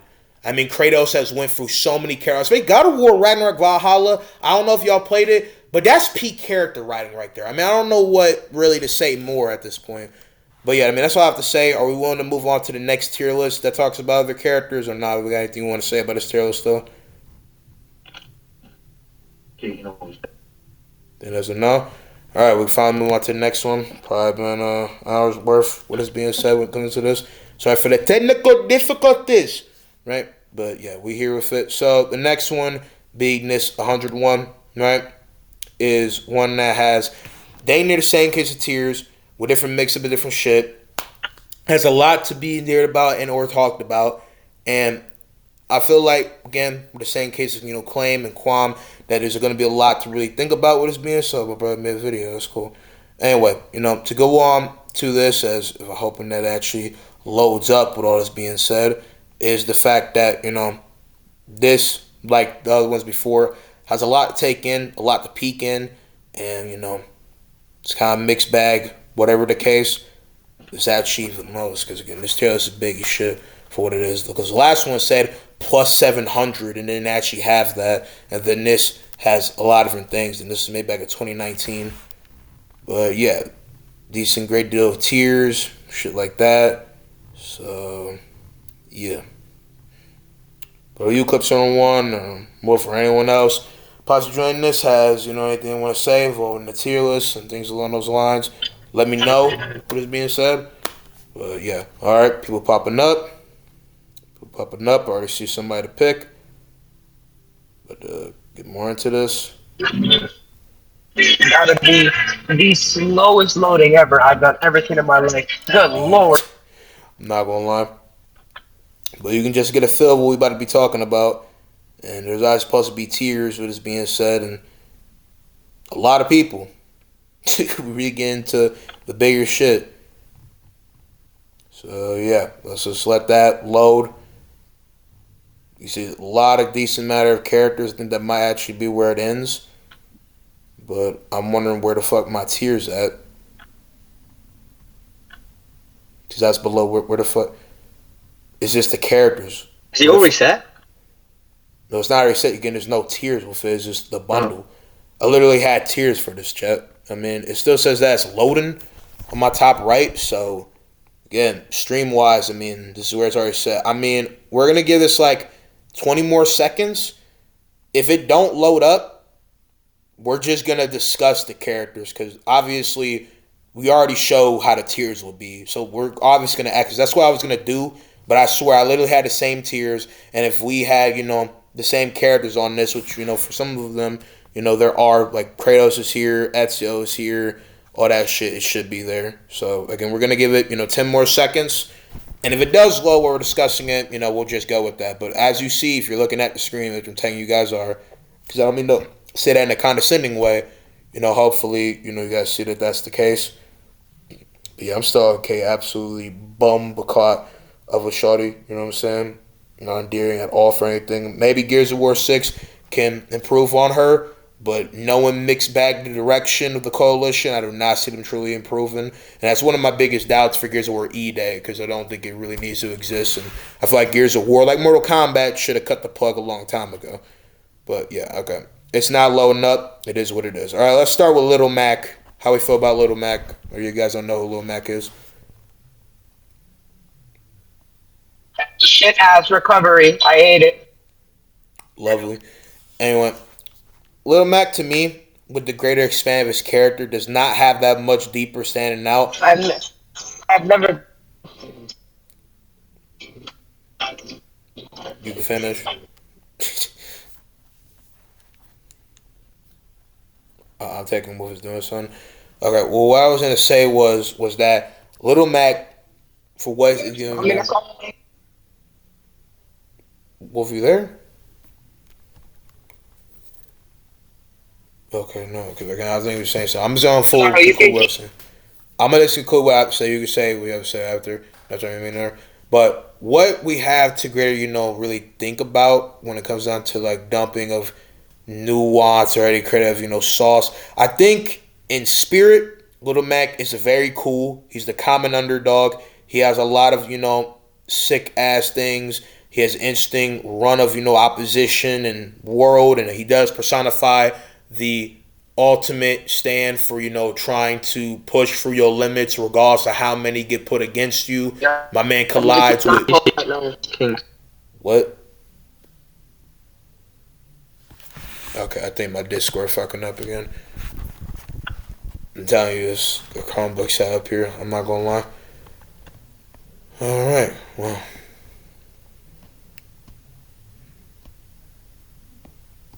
can anyone Hello. hear me?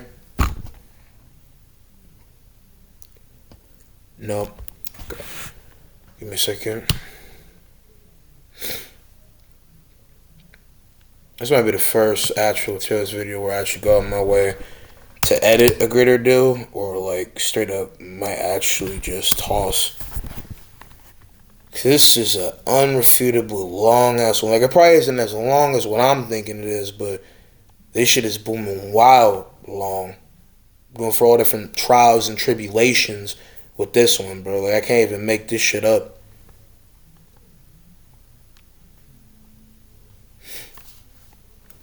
Like, ain't no other case of devices on. I don't know what the fuck is happening. I don't know what's going on.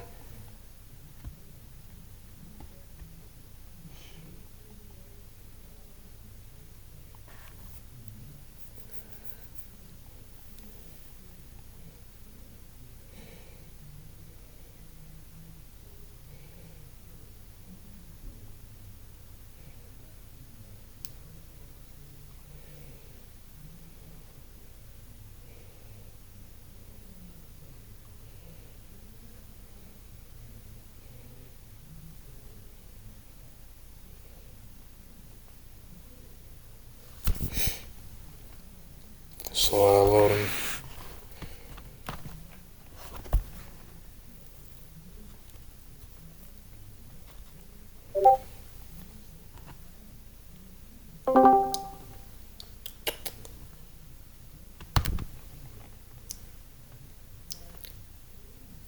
I don't even know if anybody's in this motherfucker no more. Cause that's how much of like technical difficulties this is.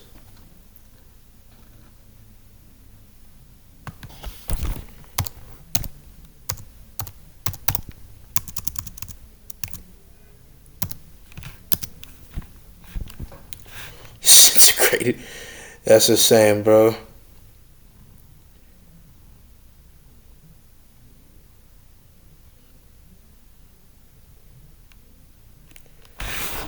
And I feel like it's just the computer side. Because, like, if I did this from my phone, this would be a lot more easier, but they want to see the actual thing.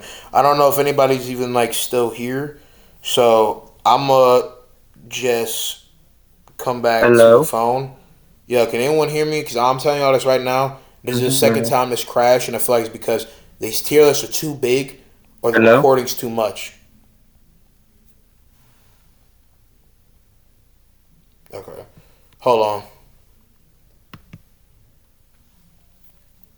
This shit makes no sense. I'm gonna keep it a buck, bro. It's crazy. Do you have Discord?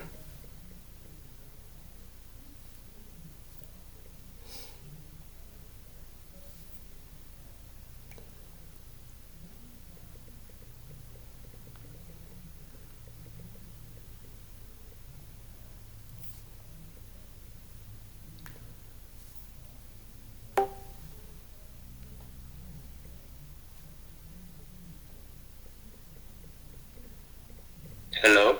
What's up? Alright, I was trying to explain that this is the second time that this has crashed, and I feel like it's because the tier list or whatever is just objectively too big. So my Discord for my Chromebook ain't even working. And we need to get home. Alright.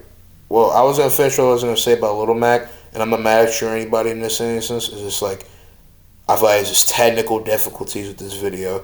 And even though this video hasn't got this like extraneously long, if that's even a fucking word, it's just like I don't even know what I want to do with this video at this point. But funny, funny technical difficulties. Anyway, I'm get back to Lil Mac because like my internet don't even cut out. It's just that.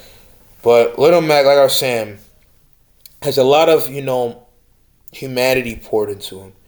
He's classic underdog, fights to his best means, is revered in having great hands like no other. I think he's very cool. And from a boxing fan's perspective, I think he's a very endearing protagonist. I think he is just very basic on that principle, with that being said. But I do like that he takes from a lot of iconic tropes of an underdog boxing story. He takes a lot of inspiration from Rocky, like a hell of a lot of inspiration from Rocky. And is, very cool. So I would just take that Little Mac, as a very cool whatever. I would like to put him in solid because I do fuck with him. But yeah, I would just put him in like mediocre.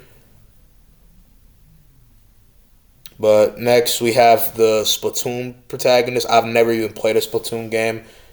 This probably is like someone that Man Club 101 would peak. So I don't know. I don't know if you Club 101 because he's muted right now. If he knows anything about them.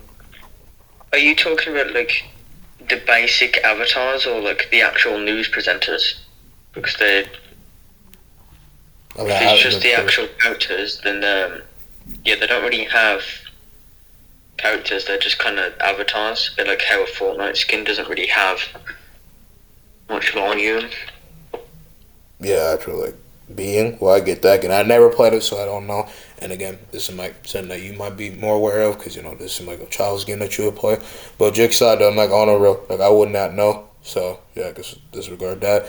Next, we have Sonic the Hedgehog. Now, this is a character I talked about in great, bigger in depth form. You know what I'm saying? But I think simply put, Sonic is reasonably illustrated as a peak saucy character. Got a lot of sly, interesting charisma. Is a very passionate and beloved character.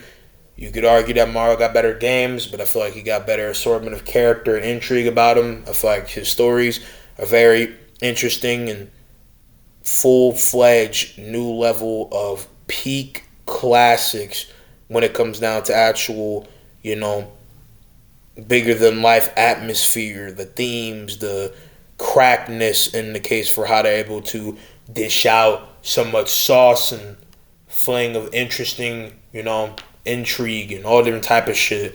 And the fact that he really do make you come alive as a protagonist. He solidifies hope to the greatest degree, right? And even though it is shit that pushes a little bit out of the game, a lot of the iconic, aspect of his personality that are shown in like Sonic X, the movies, or any other form of that is iconic to the same credit of Stan that he, Sonic the Hedgehog, is. So to me, Sonic the Hedgehog will always be the de facto cool, intricate, and bussin' protagonist of all time, and definitely is next to the Flash and Pacific Wally West, my favorite speedster, and it's definitely pumped with a lot of creative, interest that makes him, to me, be a highly appreciated person in the field of, protagonist. That would put him reasonably and add to your room. What about you, Clips 101? I'd say for Sonic the Hedgehog, I feel like his character is he's impactful to say the least. Like many people grew up on him as like a Mario type character, but I'd say my main kind of gripe with him is I feel like in recent years he's kind of lost his relevance because there's just not really been much Sonic going on, and I feel like that kind of like pulled back his character because Sony, no, well, not Sony, Sega haven't really had the chance to adapt to a modern audience. But I'd say he's a decent character. He's not my favourite, obviously. I was more of a Mario and PlayStation kid myself, but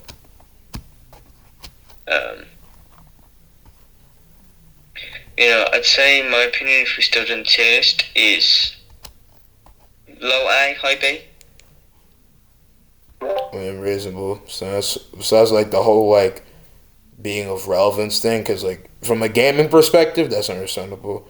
If that's what you're going off of, I think that's entirely makes sense. Understandable. The whole moderning to a modern audience, I don't think is entirely needed in a grandstand for Sonic, especially when there's a lot of things pulled from the outside that wraps people within the circle that is Sonic, that kind of keeps endlessly running like he does, right?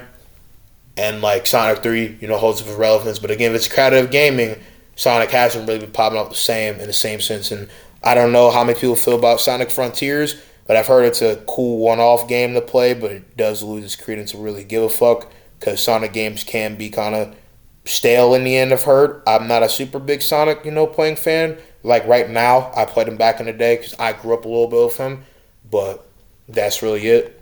But yeah, that's Sonic. Next, we have Mario, the main man himself, our iconic, fame, built different, level of exciting, passionate, loving Italian plumber.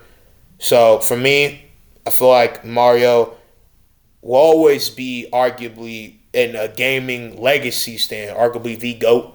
The fact that he's been around for so long, like Sonic, but Sonic is kind of twist and turn of showing different aspects and attributes of his character, while Mario has arguably been the same character ever since he's been created, which came from what was that, like back over in like the fucking early 80s, late 70s. Like that man is old, right? Like he's been here for a very long time. But we're going to spit. Are you thinking of the Donkey Kong game? Because that's not actually Mario, that's Jumpman. That's his dad. Oh, well, never mind. In that sense. But I mean, even then, like again, he's very old, and he's been the exact same character for a very long time. But even with like his legacy being undeniably unparalleled status of top of the food chain, the face of Nintendo, most popular arguable video game character known around the world in the most glory hound sense. I do think if we looked at it from a substance feel stand and how he is as a character and what he does, and the fact that Mario is just a very plain, nice, courageous guy, that he doesn't really have that deep, following him. And to me, only in fan-made creations or like the Mario movie, for instance, is he actually added with some greater seasoning to him. He kind of just is the same mild taste. Don't get it twisted. I do like him. But if I was just being generous, I would put Mario in D plus to C, right? I would put him in C, but he's just a very simple character. He doesn't do that much. I would even argue that Luigi, even though he's not so much better than him, has more standing out about him, especially with the shit shown. Mario is a very basic character in the grand scheme. That's just me. Clips 101 might disagree. That kind of rhyme, no T. I'm going to stop, but anyway. Where would you put Mario? So I put him low B. Damn, what's up? Mainly because, obviously, he does, in my opinion, he does have a sort of a personality to some degree, but he's just kind of not good enough to be impactful. Character-wise, like franchise-wise, he's iconic. Like in my opinion, he pioneered the gaming industry, and if it wasn't for Mario, then we wouldn't have all the games we have today. But I generally think he just personality-wise isn't all that. Okay. Alright. Well, next protagonist is Mega Man himself. Now I'm gonna keep it a buck. I've never played a single Mega Man game. I have nothing really much to say about Mega Man besides what I've seen from him in mixed things. As a matter of adaptation and this parody crossover with him in Street Fighter X Tekken. But just from what I've seen, I think he's pretty cool. I'll put him in C. That's really all I have to say about him. I'm thinking you have nothing to say about him either. But yes. All right. No, I honestly don't know anything about it, to be honest. I'm surprised it's not called Mega Kid, but I do understand the fact that my man Mega Man is literally just like Astro Boy. Man, I sound old saying Astro Boy's name, but nah, it is what it is. Next we have Ryu-san. Don't worry, you're not too old. Yeah. Well, then, it's kind of ironic for you to know who he is. Not because you look like him or you're hype, but it's the fact that I feel like Astro Boy is a little bit more popular in the UK, like genuinely. But it is what it is. But next we have Ryu from Street Fighter. Now, as a Street Fighter connoisseur, because we got my man Sky in his mug. All right, let's go ahead and catch you up. And for the record, it was because of the fact that I got too much. I'm going to say this real quick. So the reason why I discombobulated was because too much stuff going on. It was not my Wi-Fi from what I've seen. It was simply put, just the fact that there's too much shit coming together in this, and the fact that my tier lists are just too big. That was the problem at hand. So we're running it for the phone. It's in the same means a tier stand, and I'll just catch you up on the people that I've talked about and where I put them. So me and Cousin One agree where they put, and it's just that. So Little Mac I put in D to D plus. I've put Sonic in Add to Your Room. And my man Cousin One put Sonic in low A, high B. And then Mario, he put low B. I put Mario in C. I put Mega Man in C. And now we're on Ryu from Street Fighter. Do you have anything you want to go and comment about that?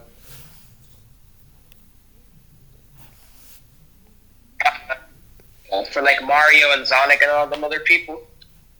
I guess if you want. Or, I think they're in pretty respectable spots. I could be wrong, but I feel like they're doing pretty well in the spots they're at right now.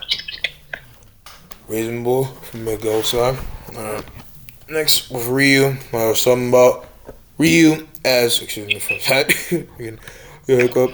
I was trying to go full say that Ryu as being an iconic face in fighting games and gaming, and being one of the most hyped and beloved characters introduced into Street Fighter, you know what I'm saying, multiple times, newer, badder, and crazier, being a very simple, well-rounded sense character, a simple case of bread and butter archetype character, and has always been a very interesting character to be seen, even if he is one of the most high-key annoying, frustrating people to face when you actually face a guy that can be a cannonball with all different activities of Ryu. And it was one of the most, hyper, introduced people in Smash Bros. When it came down to the modern Smash Bros. Games. But, with all that being said, and all the decent lore sucked into his character, and as a man that actually knows about Street Fighter and does love Street Fighter if I suck donkey dick at it, I do agree that Ryu, for the most part, is a general solid character. I do think there is a great sense of depth to him trying to control an evil side of him that he never wants to pop out because it will cause great bad to people around him. He wants to be better than a guy that has always been a Grin Reaper, his death to his Puss in Boots Day archetype of basically clawing at any ideals of better fathom of something better for himself, to be better not just for his adoptive father, for his brother and Ken Masters, a wandering warrior always trying to test his skills and be better, to hone his spirit, to make a better means for his will, and being a very profound individual. But Ryu doesn't really stand anything really greater out of that. Ryu is a very, I feel like, basic, cool, efficient warrior, powerhouse, and, I think it might just be because of the fact they don't really want to tap too much into it. But to me, if the head, honcho of Ryu, in this sense, like direction, would actually put together better sense of, I feel like candle setting for this man to actually walk upon, to actually build up some fire for him, right? Whoever the case of the original creator of Ryu is, because I don't know if there's two different people that got set, plans for Ryu with the original core creator and the actual people that run Street Fighter will come together, better standing for him. I think he would maybe stand a little bit more out. Don't get it twisted. I love Ryu. I think he's very cool. I think he's simple. My main is Street Fighter. He's busting. But I do think it's just the pure fact that he doesn't have anything really striking him as different. And there's also even an argument that some of the theories and different matter of like headcanon, fan stories, and even Iru Ryu that is literally a non-canon what if he actually let the Susu no Hado, aka the killing intent, take over. If he actually would have these different rivalry and interesting conflictions with greater, wider Street Fighter characters. He's kind of a very enclosed character, and Street Fighter is a series that's been around for a very long minute. And it's also the fact that even though there's no confirmation, I feel like Akuma is this man's Darth Vader, not even if he's his father or not. And like, they don't interact as much. They interacted once where you got defeated, and he's never fought him again. And I don't know, maybe it could be the case in the future, but I don't think the idea that Ryu was going to basically one day have to eventually perfect against all his conflictions and prove it in defeating Akuma, who represents all his conflictions in one. Ryu is not a man of dishonor, bloodlust, callousness. He has compassion. He has humanity. He has integrity to the art of battle and the greater means of shit, and he will not be unwaveringly stained and bound before the temptations of killer instinct that Kuma is, who literally translates in Japanese to demon and encompasses all the aspects of Ryu in fighting prowess, efficiency, and brutality as a warrior, but a more raging, stomping sense. Again, maybe in the future that can happen, but this man Akuma is wrecking people with Tekken and Street Fighter 6 to even have, a consecutive linear story. So, I don't know. I'm just saying, me personally, I just think Ryu is a very, plain, cool, credited character, but his potential is there, like Doomslayer, for instance, and maybe new games will improve upon that, but I don't think anything's shining that out anytime soon. But yeah, it is what it is. I don't know if you guys have anything you want to say about Ryu, but I'll move on to the next dude himself, which is Dante. Who? I fucking love Dante. Dante is so funny. Holy shit. Yeah. Without doubt, a peak classic fly dude. One of the most, I feel like, aerodynamic protagonist ever, being across the road of everything. And even if I have not played a Devil May Cry game, how I've seen him talk in Marvel vs. Capcom Infinity, 3, 2, others that I might possibly peak a Devil May Cry game. But even then, I also think they even know, I have heard, some mixed suspicions and mixed accounts, people critiquing that Devil May Cry anime does not actually represent Devil May Cry good or is a good adaptation. I don't know how true that is. I just heard that from different mixed shit, It's different words, right? That Dante has, surprisingly, been a top dog, likable, and intriguing character, a very ridiculously cracked dude in power scaling, is one of the most intriguing motherfuckers across the board, and is a very, to me, as a person who never got properly introduced to him in his own verse, but has got a bunch of collective, memories and intrigue and sauce poured into him just off rip from his other showcasings, that I think his voice actor, his, personality, his way of doing shit, how he does shit for the verse, and the fact that he is the literal, conception of what it means to be a boy born with means for greatness or not, but does it in his own way. He consulted himself and means of his own, impetuous destiny, and took the concept of that and flipped it on its head to be his own play of things. To me, Dante's definition of a guy that has every reason to sway to the left or the right, but he cruises in his own way. I feel like when you do things with Dante, it's like you rocking with the crazy friend in a car, and you pretty much can just do whatever with, and it's always gonna be a fun ride. He's wicked, crazed, uncanny, unorthodox, and just is a blast to be with. So yeah, to me, I'll put him in add to your room at least. What about y'all? I'd put him in that, in my opinion. To be honest, I find Dante one of the most fun yet deep characters I've ever seen. Mainly because to the outside, he's just some goofy, lovable guy, but he generally is a character that's struggling with his past and someone who's trying to get by while also providing for the community and fixing the mistakes that his kind has made. His moonwalking sleep though, I ain't gonna lie. What do you have to say, Wolf?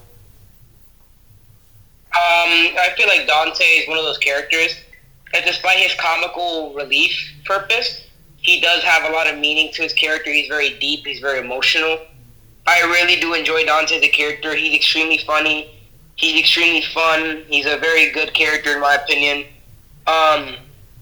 Yeah, you can just see it as comical. That's perfectly fine because he's supposed to be comical, but at the same time, he's also by far one of like as Golden said, he's a very deep character. He has a lot of meaning to him, and he also makes that meaning very fun because he brings the comedy with him. He's just a really fun character. I don't know how to describe him. He's just extremely fun. That's the only way I can describe him.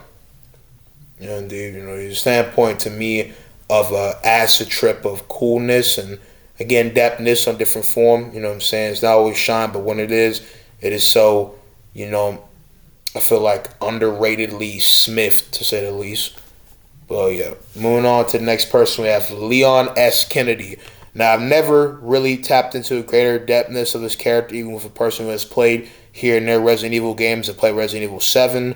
I played Resident Evil 3 back in the day. And I have tried to get into Resident Evil 4 Remaster from, taking a little peek of it. And from the case of, here and there since shit from, like, seeing people try to play it in a form, new fan base coming in, you know what I'm saying, to Resident Evil because of the remasters and I feel like igniting of like flame and peakness for the series, you know what I'm saying, with like a new fans and reformed form fan base, coming in.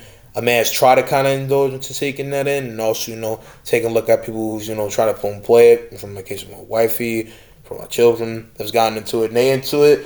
And as a man who has power skill, Leon S. Kennedy, without even playing, really full game with him and understanding him on those ridiculous regards, I would say just from his coolness, my man is invigorating a whole new level of like Chad Chin with me. Like this man is always classy when he come into his shit. My man is cool. My man is fire. Whatever it matter of, his personality and sense of, I feel like will and stand with shit. I feel like you cannot deny my man's placement as being one of the most productly built different by shit. The way that he moves and how he does shit to me is like John Wick if he had a super soldier serum. And all around, I just really like how Leon moves and rocks with shit. Like even though I have not played, the definitive Resident Evil game, for what I have seen, heard, and accounted for, and what I've researched, he is definitely one of the most crazily built different protagonists with a lot of sauce to him. And I really do like a lot of the pure fact that he's one of the most, ingrained into the noise of a protagonist with real and different levels of, sauce and efficientness and being something that they shouldn't be, that he really does slap, a lot more harder. Because to me, Leon Kennedy is the type of motherfucker that could be put in a room with an entire faction of zombies, which I'm pretty sure he has, and walk out unscathed just because of how much, I feel like what's the greater form word? Like no full dramatic shit. There's a specific word that really touches on the man's mind one time. I feel like so much like stability and strongness with him, right? Like to me, Leon S. Kennedy is the type of motherfucker that a motherfucker grinding or inspiring to be would always illustrate in their mind. You know what I'm saying? Not that fucking cringy Master Chief, emotional speech bullshit that even canon. I'm just saying that, he really crack out, I feel like, your mind and or your play style of trying to be so undoubtedly clean and fresh with your moves and our artillery that he really makes you feel so much more bigger than the situation that it is, to the point where you can basically play the game through the mindset of the creator mode sense, because he's everything and not what the game is intended to be, but he does it so cleanly and effortlessly. You know what I'm saying? But yeah, that's all I have to say. I will put him in conclusion, and add to your room as well. I think he's a reasonably slap character. I don't know about y'all. I like Leon. He's cool.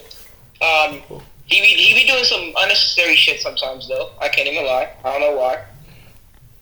It's funny as shit what he does. Like I remember, swagger. I don't know what Resident Evil game it was, but he did a fucking backflip over some lasers for no reason. He didn't have to do all that. Fuck was the point? Swagger, aura points. But, Tell me why you vibrated when you said that. Oh, I do that sometimes. I don't know. It's funny. I don't know. But yeah, he did that for no reason. But Leon Kennedy's a really cool character. While I haven't played one of the Resident Evil games, I definitely do understand the feats he's had. He's done very well. He's very good. Really fucking strong. I'll say that much. He's done some crazy shit that no regular human can do. And yeah, good character all around in my opinion. My man inhales Compound V. What you gotta say, Clips 101? He might just be taking Compound V, and we'll never know. So Leon for me, I'm not really too big into the RE games, but I find his character quite recognisable and interesting, but not enough for me to actually be able to give an opinion on him, to be honest. Understandable.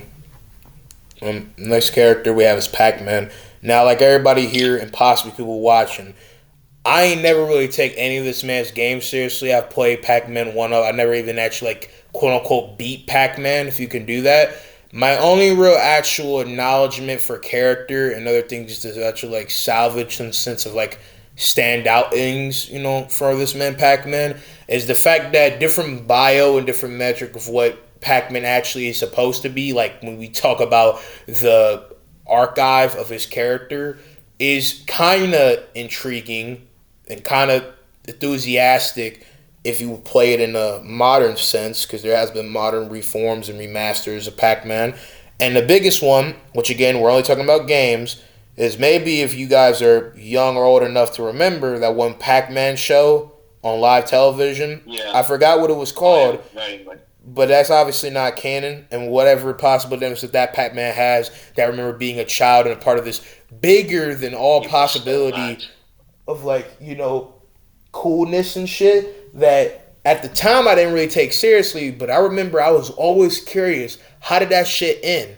Or what it was really truly about. And for what I know, it got canceled, and my greater gauge of the story was a very kind of letdown sense, because it had a lot of potential. I don't know who made that show, but they must have had so much, love and passion for Pac-Man that they made something so pillar of different, creativity and seamless, execution on shit that arguably shouldn't work for Pac-Man. This shit had a younger nigga, not too young, not too older, but a nigga actually kind of went into deeper dive into Pac-Man. But again, Pac-Man, just for gaming, I have nothing to really say for, because he's just kind of been the same, kind of just staple of, one of the most recognizable mascots for games. I mean, it's Pac-Man. My man just glops anything that gets in his way. But if I had to just say for the coolness that he has, I would just give him a D, just, to be generous. What do you guys have to say? Is would it be crazy to say Pac-Man is the embodiment of gluttony? Because he's just always eating? True. Am I wrong for saying that? True, but to his credit, he does have a reason to. This is his way to best the ghost that haunt his world. That is true. He has a reason of doing it. Doesn't express him being, a gluttonous fat ass, though. My man is literally built like a yellow lemon. Hey, man, that's the method. Maybe you should do that, King. Nah, bro, I can't be getting that much more bigger. Motherfuckers, if they see a tall, built like a fucking bike chain body dude, it's gonna be a problem. And yeah, a lemon. You're right. a lemon in general is yellow. In case that joke doesn't go to people's heads too much, but the thing that might go over some people's heads is that when I say general lemon, right, I'm saying other lemons, right? He's built like a big old yellow lemon, right? Like I feel like Pac-Man is so rotund, bro, that if you push that man older, he would actually cause shockwaves, bro. Like that man is too big, bro. Like man built like a yellow speaker. Man literally has the body type of EDP 445, bro. Like when he walks, when he actually does walk, he waddles, bro. Like, he walks side by side, the most weirdest things to feel, bro. It's so weird. But no, I mean, because someone don't got nothing to say about my man Pac-Man. Next we have Jiryu Kazuya from Tekken. I ain't never really pay attention to greater lore of Tekken. I don't know shit about this man. But Kiryu, from what I've seen. Wait, go ahead. Kazuya is Jin's father. I know a bit about Tekken. I've been playing Tekken 8 a lot recently with my teacher in school. Well, I said Kiryu Jin. I don't know if I said his name right, but we are talking about Jin. Oh, we're talking about Jin? Yeah. Forgot he's a different name, but yeah, Jin or whoever you just said. I can speak on him a little bit because I have played Tekken. I know a little bit about his story. All right, go ahead, Spit. So my knowledge to it is not entirely correct, so don't flame me for this. But from what I know about Jin's story is that he's trying to redeem himself for his past crimes because he's a demon. So obviously, that being said, he most likely has some levels to him that made him seem like a really bad person to most. And I feel like, because in Tekken 8, the most of the story is him developing as a person and trying to redeem himself and defeat his father. And him defeating his father would be him just redeeming himself and trying to cast away his devil side of him. So I feel like he's a good character. Like, he represents humanity, I guess you could say. It's a bit weird for me to speak on because, again, I'm not too informed with the lore, but that's just from my interpretation. He's trying to redeem himself, fix himself, and try to, just... It's hard to explain, but that's just basically what I'm trying to say. Like, he's just trying to change himself in the past. He's just trying to fix his sins and stuff like that. That's all I can really say about him. I think he's like a B-tier character. I could be wrong. Yeah, I can agree with that, and that's a very, proud placement for him. I mean, for me, like I was going to say before, I really do appreciate, Wolf and Kusawan, placement in this, you know what I'm saying, when it comes out to, the deeper shit that I can't get into with a character or a talk in general, you know what I'm saying? So again, shout out to them for their place in this, right? But within their impact and placement, there's always something that, I feel like is always intrigued by the character that I don't know too much about, is that they always will be, very, I feel like, defined by the factors that come into play with the things that I do know and what I don't know. But the fact that they can always be so much more endearing and unraveling each time, because there's so much depth to this guy that me and Wolf, for instance, understanding would never actually understand, but will always be something interesting to take into mind. So to me, when I say this, it's the fact that regardless of the knowledge that me, Wolf, or anyone else has, is that someone like Jin and others on his tier list always stand out because you don't have to know so much about them for them to be reasonable acclaim bussin'. And to me, that, again, with B tier, is that. So, yeah, I mean, that's really all I have to say about Jin, but as well, I do want to say that this is what I know about him with his rivalry with his father and his father's rivalry with his father and cycles and his whole deal with his mother and connections with others and trying to find his place in the world and defy what is said to be his destiny by his family and basically break from the status quo that his family's legacy has been tarnished and uprose from, right? It's very interesting. And even though I have not full dived into the greater from lore that could be, digested from him, I do recommend a channel called History Behind the Warrior that talks about, unironically, warriors in fiction specific, in this case, fighting game people, and he's one of not the most defined, lore people, if you want to know about the lore of, Mortal Kombat, Street Fighter, Tekken, others in comparison, and all that record and shit like that. So, yeah, that's a great, source if you want to get into that shit. But, yeah, that's kind of want to put my 2 cents in about the ambiguousness of him in a greater sense of lore to possibly be had. But next we have this frog-looking dude I do not know of, don't care. Next we have Solid Snake in Truth. And this is a character that a lot of people put as a head grade A above the rest, goated level motherfucker. And I do agree that he is very easily Zealous level case of GOAT, right? With the fact that his stories are one of the most interesting bunch of shit. He's paved the way for a lot of shit. He's one of the most oldest, unironic with this image, protagonist, and has stood his ground to me, I feel like, on being one of the most classic, revered, defined things. And he's a character that's revolutionized, I feel like, the stand for what a protagonist could push to be. That he pulls a lot of interesting sense of ways for shit. And his voice actor, his combat effectiveness, the fact that this man is one beast of a fighter. My man is the de facto standpoint of what it means to be Batman level case of feel and attitude, with the combat ability of a super soldier or Bruce Lee, with the charisma and talking attitude of Chuck Norris. And I feel like he solidifies all those in a very dummy, crazy way that makes him very clean to me. And yeah, I definitely agree that he's a very peak credited person. I don't know if I want to full slate him in S, because I feel like, even though he does all that pretty great, I've never played fully enough of his games, and I haven't full indulged into all the peak of him. And I think that him, Big Boss, and Raiden all go in that same, tier where I haven't even talk about the two of them. But I'm kind of mixed between putting him in add to your room at the highest end, or putting him in the same tier as Kratos. But I think, yeah, I'm going to give it to him. They should be in the same tier as Kratos. What do you, Sky, and Coach on the One, feel?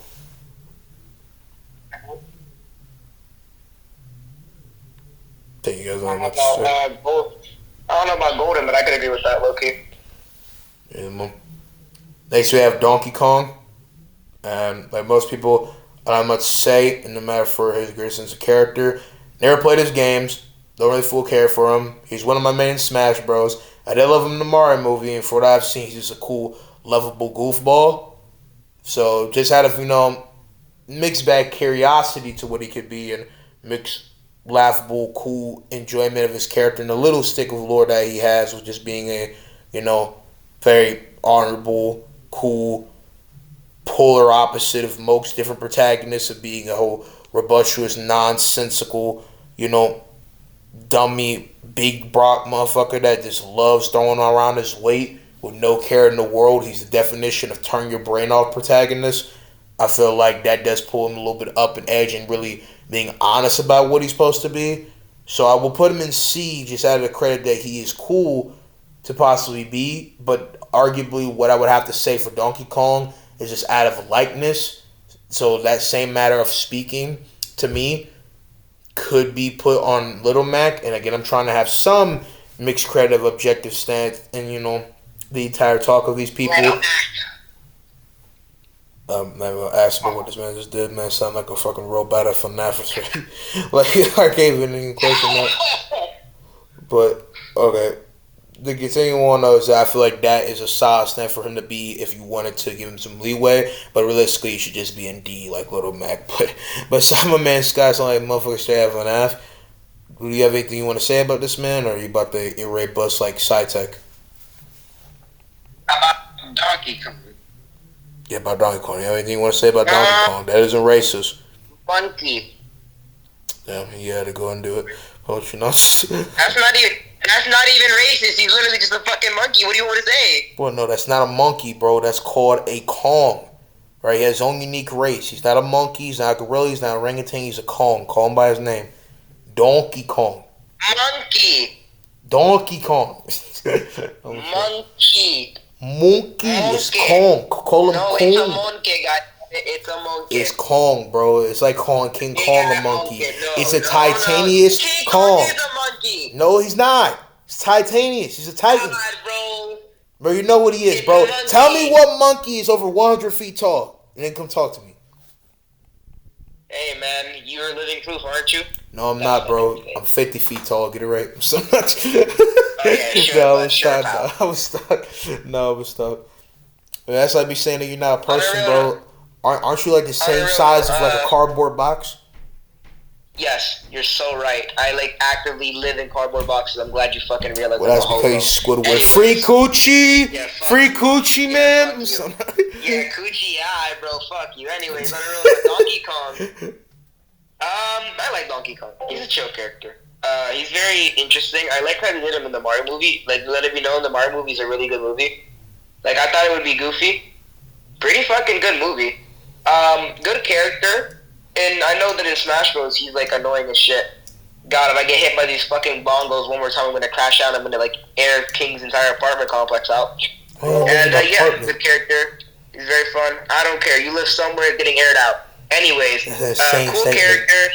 Annoying character to fight. Of course, King mains him in fucking Smash Bros. I gotta be like We're not Berleezy. surprised. Ooh! We're You know what not I'm saying? surprised. We're not surprised. Anyways, Golden, what do you think I about be trampling Sky in Smash Bros. No cap. You've never fought me a day in your life in Smash Bros. It's a fucking lie. Cap.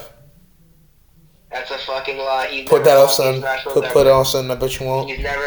I put that on my soul right now. Yeah, it's getting smited as we speak. I was stuck, Yo, dog. I am living. I am thriving. I am Thriving off with of the what? food. Half air from I'm down there? thriving.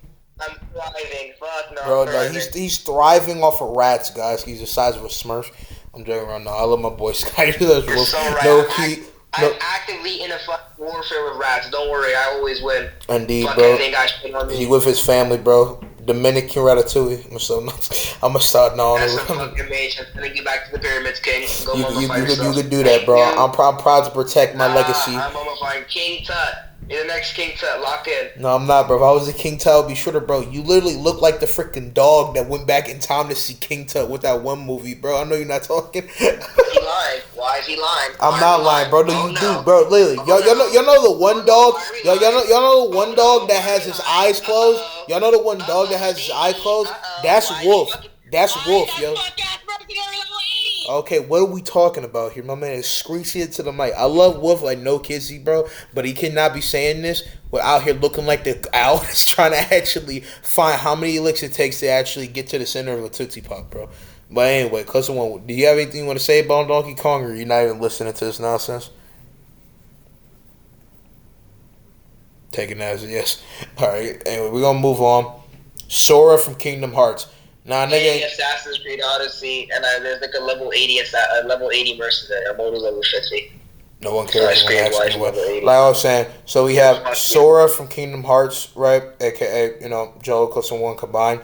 Jake side honor. I've never actually played Kingdom Hearts, but from what I've seen from Sora and different Disney things, there are mixed credit, canned things, because obviously they're on Disney games. Him and Smash Bros. And their record of shit. Sora's pretty defente protagonist, and I rock with him. I rock with his cool nature and very, just cool cat, aspect. He's a very crafty fighter, to say the least. He's a very gourmet, instruction of actual, I feel like, substance, right? And an instruction of, like, actual doing shit, right? I feel like you don't really need to do that with him because he's just a very cool character that kind of dives into different bigger shit. To me, just off of personality, kind of like kinetic shit that he does, because all his adventures are tied to the most, nostalgic and childish adventures. That reasonably so, he should, I feel like be over Cloud, but it's kind of mixed thing.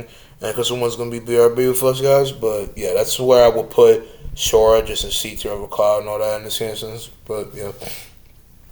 Next, though, we are about to go for Spyro. Pretty sure is the name of this person. No, I've never actually peeked Spyro, but from a little shit that I've seen from Spyro, like with the case of Sora, is being cool, fun, whatever wacky lad, you know what I'm saying? And, like I put this man Sora over the case of, my man Cloud in this instance. I feel like that Scorpio could be over Crash Bandicoot from a little bit of what I've seen, but I know people argue about where he is, so I won't speak about him.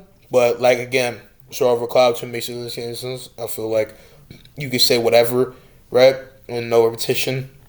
It's just a very like mixed subjective stand on both. Because again, I can't really like tell you guys definitively where I would put him in this instance. So yeah, I couldn't say nothing. Then this Bony guy I've seen from All Stars, but I can't really say anything about him, right?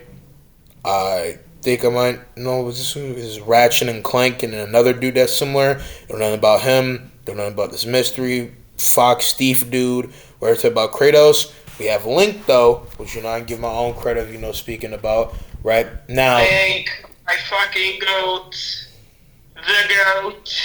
I fucking love Link. He's so cool. This is good because you're the same race. I'm starting on a roll. You're excited, because I like passive gets to sneak this and straight to my man. Well, as Link is, a solid, definitive GOAT in the creative, not just legacy, being an ultimate definition of prodigy, being reincarnated back to back to keep pouring the same means of rack of all trades, snapping when it comes down to fearlessness, sense of, capabilities and adventures, and being the de facto protagonist to be going for all trials and tribulations and still standing tall as a mountain in the mix. I think Link, from his adventures and what he's done, even though I can't really say too much because I never actually played a Legend of Zelda game definitively, is a very cool character. And I would like to say that because this is how solid he is from his adventures, the fact that he always does add a little different mix of depth to him, and his sauce as a character has a mixed blend of other shit going on with him that makes him be standing a little bit out more than what you would think. I would like to say concretely that he would be on the same tier because of a mixed bag of what he does and matter of also how he be rocking with Zelda, right? They could, solidly, I feel like, substantiate being on the same tier with not just, Cloud, Sora, and any other person to come, but even B, just because of how Bus and his adventures and character is in this instance. But yeah, that's going to be it for Link. Then you have this dude from Uncharted or something to that. I don't know who he is. I know there's a female protagonist. Yeah, Nathan Drake, whoever that is. Yeah, I have heard of his name, seen him. I don't know nothing about him, right? But if you have something you want to say about him, you can. The only thing I can really say about him is that he's very lucky. That's like his whole gimmick. He's just really, really, really lucky. I make my own luck, Liam. So. And he, in game, when he gets shot, there's a red screen, but he doesn't flinch. Just because he's not getting shot, that should means he's pushing his luck. It's really interesting. He's just a very, very lucky dude. But I'd say he's cool. I don't know. There's not much I can say about him. I know there's also a female protagonist for Uncharted or something in that form of game. If I'm wrong, but I have nothing to really say about him. But next we have Joel from Last of Us, who I think is a solid, defined, protagonist with a great deal of growth, great deal of, glow and character and spirit, especially with Ellie. I think he has a lot of cool fundamental things. I think his entire tale is defined and busting, and even though it's more what they did to him and not actually his greater character, because again, he has a great deal of growth, right? In the case of his character, which might sound a little bit weird because something in my throat, pause. But his great deal of growth is, dummy executed and makes him a solid planted A, in my opinion, aka add to your room. But his defect from having greater glory to be shown with them killing him off stupidly in the most unneeded, unreasonable, flat out, horrendous writing way in Last of Us Part 2 is stupid to me. But Joel in The Last of Us Part 1, I think is beautiful, fuego, and definitely did as a character in the grandstand. But that's just me. I would put him in the IT room. I don't know if you have anything you want to say, Wolf. But yeah. They did him really fucking dirty in Last of Us 2. And then they forced us to play as fuck-ass Abby, who I don't think anybody wanted to play as and wanted to fucking kill because she killed Joel for literally not much of a big reason. Yeah, your father's dead. But Joel didn't, fucking brutalize her father. I don't know what she thought he did, but it wasn't as bad as she might have thought it was. Now, yeah, again, that is your dad. I get it. You want to take revenge, but fuck, man, are you serious? And even putting you in a bad scenario in life was not technically his fault in the grand sense. That was more your father not taking in the time and or want to actually be your father. Don't get it twisted. She's a byproduct of the unfortunate, stain of horrid, tracks in life where, She's a product of unfortunate circumstances, which I understand, but at the same time, I just don't like her character. Like, do I really have to bring up the boat scene? Must I bring it up? No. You don't have to bring it up. Yeah. It's like. Yeah, I didn't think so. Yeah, I mean, there's a bunch of shit with Abby that's just not, most likable and creative, actually caring about shit. Not just from the fact that she don't really have much greater depth personality. She's just simply, to me, the common, average, brainless brute. I don't even want to talk about that sex scene. I don't want to talk about anything of greater sense of just, to me, it's disgusting. No foreplay, just straight just dry as shit. Yeah, there's nothing about her. Shawty is drier than sand, my nigga. This odious character has no true impact. Fucking disgusting. It's just so nasty. Yeah, like, and again, she's stained by the unfortunate tracks of, like, violence and uproar of, like, chaotic mind between people. But to me, she's just an array of just, to me, very vile, CTE, brain-lit activity that I have nothing to really say. And yet they just downform my man in every sense of greater goodness to be had. And don't get it twisted. I do like, playing as Ellie, because I do think she is, like, stupendously goodly written, even with her having, like, a bad sequel tie with her, right, and other shit. But I still think there's a credit to the fact that Shawty has kind of, like, downsized, I feel like, in what she could do because of the fact that Joel didn't properly get a good send-off or difference. Now, I've not watched The Last of Us show or even actually watched the second season. That's supposed to be, adaptation of The Last of Us season, being a whole different thing, right? But even with the case for, The Last of Us season 2 being a whole full adaptation and adaptation being different, right? The adaptation of Last of Us 2, the game, I've heard that they've done his death way better. But even then, I just feel like the concept of this man dying in the second game that he comes in is a little bit disappointing and too much of like ironic decaying effect that comes with, like, I feel like some games an actual push in production. So, besides that, that's just, again, another big disappointment. Next, we have the man, the myth, the man of the hour, Master Chief, who I feel like is a very excelente dumb protagonist in the grandstand, but it's more of a symbolic representation person and not really a of actual busing or interesting seasoning of character, but doesn't really have anything full glorifying his stand, anything of higher grandstand of character sense. So to me, I would like to properly put my man Master Chief in a good credit of, like, bottom of B. I think he reasonably deserves the BB for what he does. But again, he really doesn't stand out too dummy much because his personality, because I don't want to count it because entirely character assassinated and deprives him of his greater sense of spirit. War, in this sense, has been his only life. He's the ultimate super soldier. He was made for the confines of conflict and war and is a definition of a lone wolf. But the fact that Halo 5 dispersed and shattered a lot of his core principles about a man that does what is right because he's been ironed by justice. He's the ultimate simplification of being able to take any adversity, any trials, any terror, any sense of, hardship and grow from it and use it as fuel to burn through the tragedy and the stains of whatever comes his way. He understands that there are things more important than what he wants for his humanity and to be better than those that came before because that is what's right, and it doesn't matter what you think. Discipline and honor means everything in a man's character because without that, you have nothing to stand for. And if you don't stand for nothing, you will die for anything. And that everything that he cares about is truly in the honor and the code of his people and what is to strive for in that. And even if he loves Cortana, even if he wants to change and do these things different than what he's done before, at the end of the day, Master Chief is a man with a job, with a duty, and he will always uphold that. And Halo 4 big demonstrated that. And the fact that he switched up for cybernetic vagina is a new level of simp and degrade.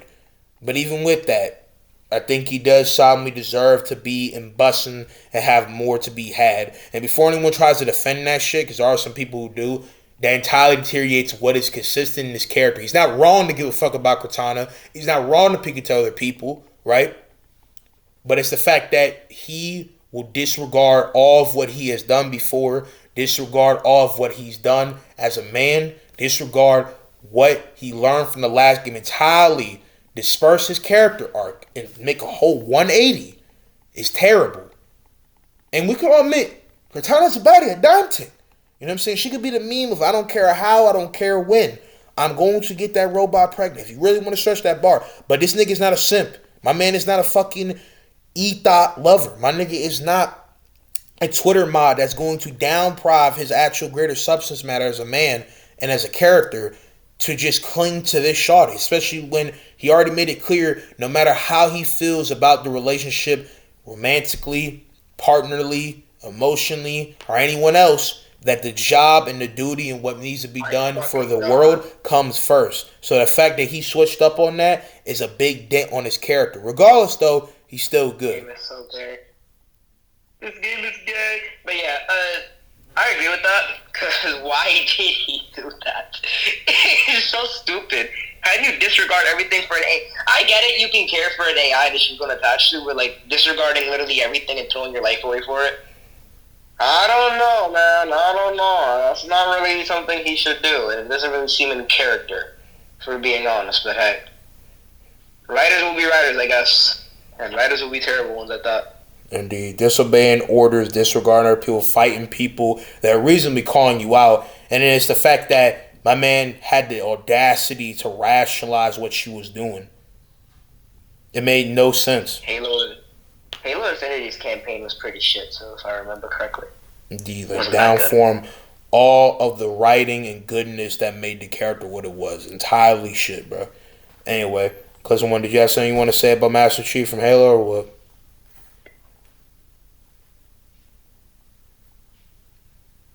Taking a knock because he's still doing something because he's here now.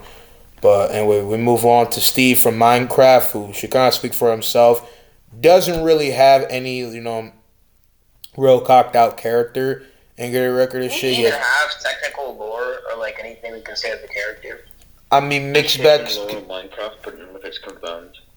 Yeah, because here's the thing. There's stories that take place in Minecraft universe that try to expand and kind of extend the reach for some aspects of, storytelling and gaming that haven't been done with telling it in a very interesting, revered, immersive way. Because I have heard people say that the Minecraft story mode is one of the best story, that they've ever seen, they've ever got into, especially how very, extent of depth and gaming metric that it's done, being a very, intricate style game. But the thing is, Steve himself, just as a mascot, as archetype, has nothing really caught into character to really take in.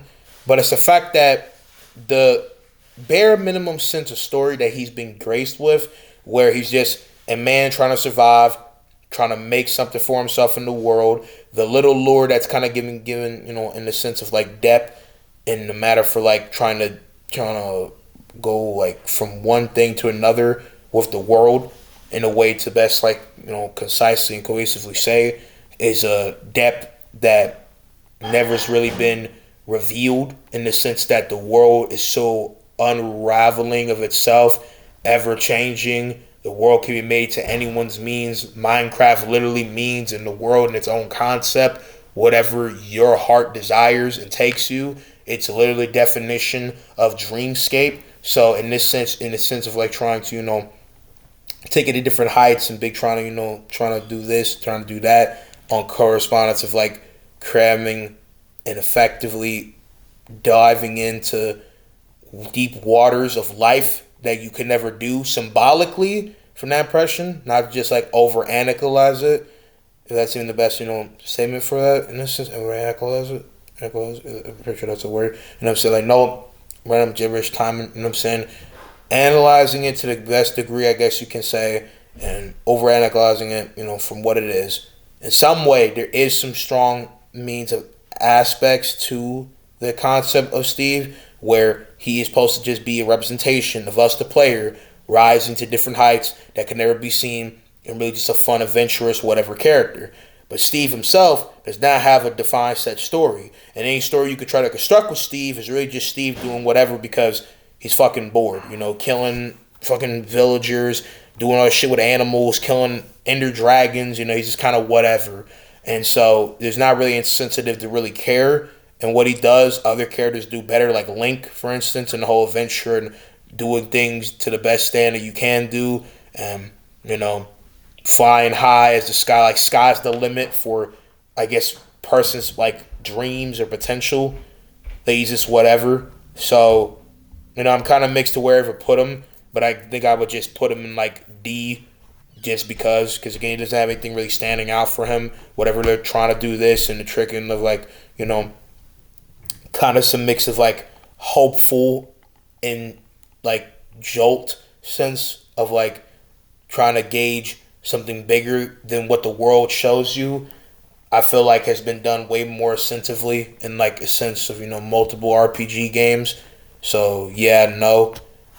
Next though, we have Samus, who I don't have anything really to say about. I've never played one of her games. I don't have a really big criticism, lore to say. But even when not playing her games, seeing her in Smash Bros, seeing her in different creations and mix of everything I know, and being a botsy girl, I'm gonna stop.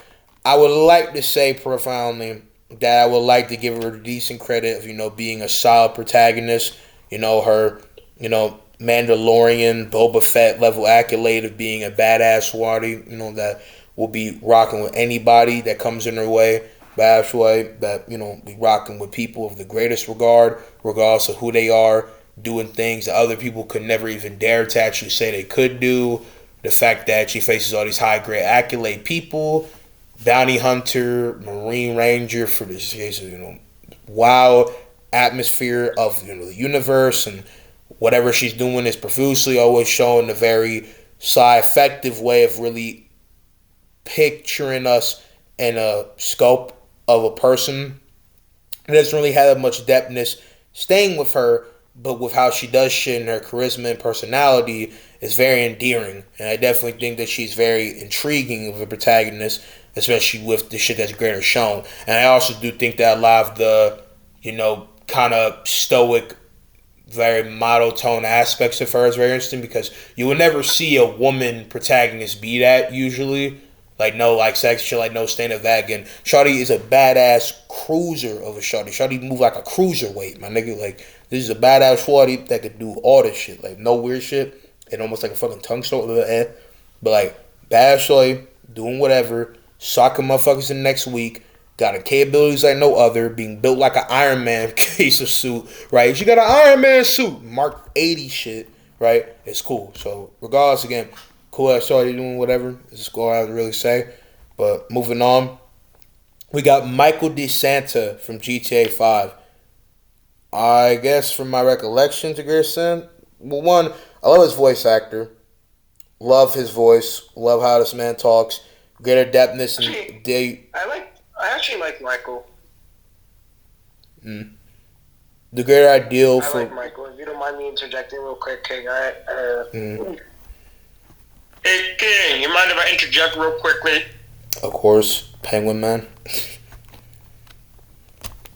Penguin Man, yeah, whatever. When it comes to Michael, like, even though I haven't finished a GTA story, I don't know why. GTA 5 is a good game. Don't get me wrong. I have to get around to finishing it. Michael's a very good character, in my opinion.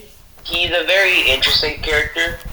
Man who's presumed dead. He's trying to live his life, run away from his past, but then he just gets roped right back into it. He's still the same person he was before, but I feel like once he meets Franklin, that's when his character starts changing a bit. He actually cares for people. I could be wrong when I say this, because again, it's been a while since I played the GTA story. But I feel like once he actually got back together with Trevor and he got back with Mike, he met Franklin, his character started shifting. Instead of somebody who's just in it for himself, he was more helpful. He was actually caring of people, and he tried making things right whenever he could, even though sometimes they wouldn't go his way. But I just feel like he's an interesting character. He's a good character in my opinion. I feel like just in general, good character would be, if we're going off of ranking wise, where I'd say solid B tier maybe. I could be wrong about this, but this is what I think of him. I think that's the reason why, again, from my memory recollection, I think he was a very detailed and nuanced sense of character that a lot of gore may feel to him. I feel like a lot of the plot lines in greater depth, to come with him was very interesting. And, before my man Wolverine J. which he did interject was very defined, speaking in clarity with this. I do think his relationship with Franklin, him kind of seeing the capability to be better and him basically growing him into a better person and realizing that there is potential to be better in yourself, especially when you can give that potential to a young man that's actually trying to get out of the troubling bullshit that he's going through, right? And the fact that I feel like Michael is staying a lot of the most unique and intriguing parts of the story. The fact that he's always stayed consistently this very, never back down, step above the rest, clean cutter, badass, veterinarian shit. I mean, to me, my man Michael is the fucking Jimmy Soprano mixed with Mission Impossible charisma factor to him, where he is so flawlessly entertaining, interesting, gravitasing, and a step above the rest. And the fact that he can be all these wild things, he could be the most flawed bastard ever, and still always put a smirk on your face. I think he is great, and I definitely think he is in the top 5, I would argue, best rock star protagonist. I don't even think that's a wild thing to say. So, no, I do agree. I do think that he should be in reasonably B tier, without a doubt. Like, I think he's solid, strong, busting character, without a doubt. Next is Kirby. And I have nothing to say about Kirby because I've never played any of her or she games. Because Kirby doesn't have an exact defined gender by all accounts. It's it, but by mixed regard that Kirby kind of mixed perception. This game, they'll fucking kill you. They'll kill you if you misgender the purple, the pink bubble gum. That's a possibility, but no disrespect. But by all record, by mixed perception of how Kirby holds themselves in representation and how they have been described, there's mixed arguments say that it's she, but I'll just say for this, it, just for no connotation, but she or he, right? It's a very lovable goofball, lovable, powerful, pink fucking beluga of ridiculous proportions, but there's not that much bigger substance or charm really coming with them. Don't get it twisted. I think Kirby's one of the most interesting and nonchalant, form of people that have a lot of cool, interesting shit to them, and is always adorable and, uniquely shown, especially when they were putting in protagonist-like things to role when it came down to the kind of half-assed, I feel like, story mode of Smash Bros. But even with the potential to be had with Kirby, I think Kirby's always stood as like a very one-note, simple sense of like carrier for shit character, and is one of the most wild ordeal of protagonists, with the fact that they're literally a whole black hole of a creature with the most wild ordeal shit. This pink gumball can literally solo your favorite verse like shit.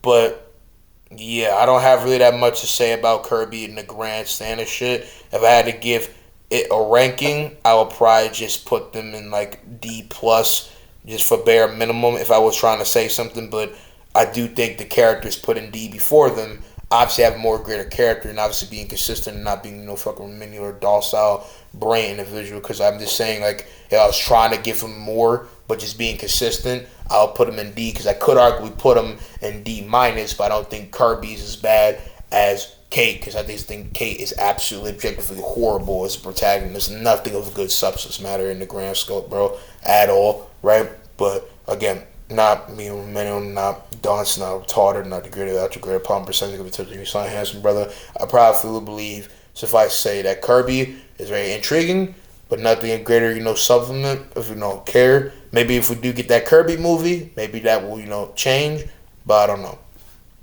Next, though, we have Snow Fox, or Fox from the Fox games. I've never played him, so I actually never played his games, but from what I've seen of him in Smash Bros, mixed personality, and back in the day what Death Battle told me about him, I'll put Fox, C maybe, but I don't really have anything strong to say about him. I don't know of him, and most people don't, and he's one of the more older creative characters. I do like his design, though, right? So, yeah, but that's really all I have to really say with this being said, right? But, yeah, when it comes down to the next person, Pikachu, it's about the same shit. Game or anime mixed bag combo to manga adaptation, movies, right? Looking at it from the most consistent basis, which we're trying to go off of games, I think Kirby's in the same stand, you know what I'm saying, with him, but a little bit different. Where in the validity for this man Pikachu to stand out is that he does have interesting charm and qualm to him, being more of an arguable, interesting boast of just the lovable, adorable, scruffy little, childishly adorable character. This little puny animal is one of the most jam-packed, crazed action animals. Has a lot of heart to him. Is one of the weaker Pokemon, but stands out in what he does. And Pikachu is able to best stronger Pokemon, even if he's not evolved. And he's really cut of the rest, and is really a jack of all trades. And I really do love his personality, his core feel. Pikachu is an iconic mascot for video games, and obviously his relationship with Ash is very cute. But for what it is, I think I'll just put him in D. But I think he would be like better than Kirby and Donkey Kong in comparison for him having a little bit more overarching roundabout standout as a character. Then we have this red hat brother. I forgot his name. Boy with the baseball bat. Don't know him. Falcon Punch. Never played a game of him, but I love how iconic and staying the crop of a brutalizer of a motherfucker. My man is iconic, staying on a lot of people's minds when they think about a man with the most flyest hands. My man is one iconic, crack fiend when it comes down to fighting. My man got that old man strength of a punch. My man could match Mike Tyson in caliber hitting. And Falcon Punch, with his namesake, his design, and all the record of shit, is a ridiculously, recognizable dude in multiple forms. So, yeah, I mean, that alone, I think his name's actually Falcon Punch. Yeah, he does actually Falcon, but that's one of his iconic moves. Wait, I'm saying his name. His name's fucking Falcon Punch. Yeah, or Captain Falcon. He's Falcon Punch. No fucking wonder he says that fucking move. Well, of course, it's a iconic move, bro. It's like the no racial. I forgot the other kid's name of him, but like the opposite to the nigga chin, using his chin as a de facto move. Like that man's standard. that man's standard is binging people in the next week. You can't even pronounce that move without somebody slamming you as a racist, bro. And I love how I iconically said it on stream. I tried saying that to my mom, right? Like, sorry to cut you up, bro, but I iconically said that to my mom, and she got so mad because she thought I actually said a whole slur, even if I'm black, right? And she whooped my ass for saying that. Yo, I remember the uncensored version, right? I saw an edit on TikTok where they said what's it called? It's the my brain's melting. Oh, it's the nigga chin. Wrong. He says wrong. Fucking turns black. It's the nigga chin, and that's just a fucking edit, bro. That shit killed me for a good minute. Cause why did they say that? Like, why was that allowed to air by the time it was? The thing is like what they're trying to say is supposed to insinuate something else, right? Like it's supposed to be a diversion from like the general definition for black in like Spanish or different cases of speaking, like how it makes regard of what the N word has been turned into. But the fact that they sold it into the most weird, unironic, just deliberate display of racism is insane. Man rips off his red suit, no longer white, black and gray. It's the nigga chin. Like that's too funny, bro. Like that's egregiously ignorant. Shit, that's the thing. It's funny as shit. That's the bad part. Like that's just the most. I don't know if I'm wrong for that, but it's just fucking hilarious. Well, you're not wrong. It's just taking the piss out of that joke, since like how full piss and part of this tier list can be whole taken the piss out of, right? For some people that view it. But it's just the fact that it kind of cracks into an interesting talk in regard of like, okay, yeah, it's obviously a play on of the racist part, even if the actual intention by all accounts wasn't racist, even though it seems deliberately racist, right? Or making a joke about that it kind of sets it up for being that. It's like how technically, by all record, technically, someone saying the C word for the actual definition for what the word is used for, aka talking about like a den of something, if they would say this to a person that could be offensive to, it might illustrate that. It's like someone talking about Liu Kang, right? Who's an Asian iconic character, protagonist of Mortal Kombat in the grandstand. They were looking at his iron bracelet and they said, "Hey, yo, Liu Kang, what is that chink doing on you?" Now we can all realize why that sounds racist. I hear you laughing. Like we can understand why that sounds racist. But he's talking about the actual definition. It's wild talk, bro. But pushing past Falcon, bombastic bam, man. You know what I'm saying? I would say that he solidly can be defended the Kraken if we don't see, because he does have instances to character, values, feel, and I do understand he's just the iconic superhero archetype of ready to bang out with the best of the best regardless, and he's been, on the idea that if you can't talk your way out of a conflict, the best thing you can do is ram your fist right straight. I mean, my man got dummy whoppy built different, power. My man be cracking niggas into literal new weeks left and right. But it is what it is. Moving on, we have Scorpion, aka Hanzo Asashi from Mortal Kombat. Now, there's only technically one definitive game where he has reasonable regard of being a protagonist. As in truth, Hanzo Asashi, aka Scorpion, has been a mixed minor antagonist to villain, been a supporting character, a great character, anti-hero, or even been a protagonist in his own mix, right? Again, like I said here. But he never really has been solidly that, so I don't really think I should count him. I do want to mention him, just in case anybody want to consider him. If I had to say him for anything, he would have to be solid, but I do think Scorpion is a lot more bigger and in-depth character than most people would give him credit for. But again, that's just me, right? I don't know nothing about Metal Knight. I've never actually peeked into Sans as a protagonist. I didn't even know he was a protagonist to a mixed regard. He could be mixed bag, antagonist, greater form person, and this is supposed to be based of a greater form protagonist that you see here because it's in cap. So, I mean, I don't know nothing about Sans to a greater dude. I do like his personality and his feel, so I know just for what he is, I'll put him in D, but I know some people probably going to be mad at that. Again, I don't know nothing about Sans, but again, that's where I would possibly put him if I had to say, right? Sans is a lazy son of a bitch who's just really, really fucking strong. Crazy. He was also voted as Tumblr Sexy Man of the Year for some reason. Don't know why, but hey, I don't know. People got some weird kinks. Wow statement. Then we have Rash. I wouldn't consider Rash to be the protagonist of Battletoads, but if we had to say anything mixed with regard. Oh, Rash! Oh, I fucking hate Rash! It's not even because of Battletoads. I fucking hate Rash! And you know why I hate him? The Killer fucking Instinct. Killer Instinct. Yeah, I know, right? Fucking Killer Instinct. One of my mains, bro, the most funniest character in video games. Oh, God! No. He is. No. Bro, you don't think a giant genetically bioweapon toad humping the air is not funny? It's funny. Not when I'm getting fucking railed in a corner. That ain't funny. He couldn't handle the 13 inches of Rash. Fuck no! I went to online and I got absolutely mauled in a fucking corner. This little motherfucker was river dancing in the corner, beating my ass. What the fuck, bro? To be fair, they did never actually nerf this man Rash, I think. So he's a glorified OD nigga. His fucking stupid. It's stupid. He has so much range for no reason. And then this motherfucker decided to start dry humping his motorcycle. Like, what the fuck, bro?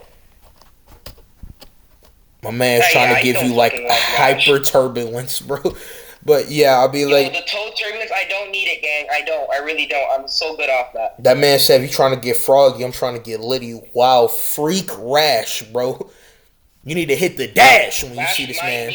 Rash might be the freakiest nigga of all time, bro.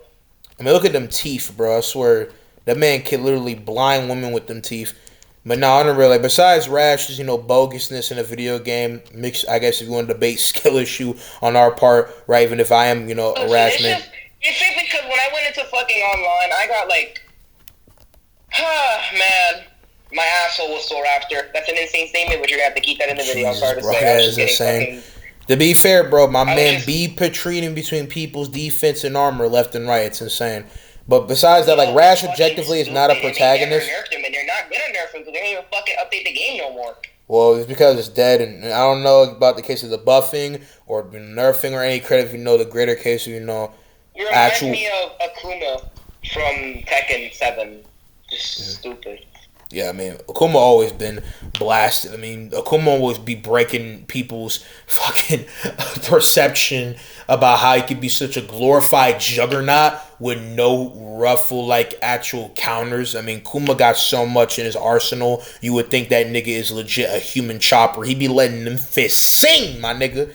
But besides that, like, for real, like, again, I don't know about the whole buffing or the systematic, you know, balance and meta of Killer Instinct, but I know that Rash has always been a tip top dude. The only reason why Toads, in this sense, right, would even be mixed bag considered for Killer Instinct was just because of the fact that not only the games can have a brutality, the fact that Rash is an unhinged crash out like no other, corresponded as well with the fact that, you know, obviously Microsoft owns them and does different things. So when Rash came in, unlike, you know, his leader, I think, you know, Blitz or Blast, I don't know his name, you know, opposed to kind of big Brocky, more, you know, like warrior, roughhousing dude, you know, basically the fucking alien version of Horaloo, you know, I want problems always. This motherfucker came into the game, and even though generally he can be a very harsh skill setting to do, right?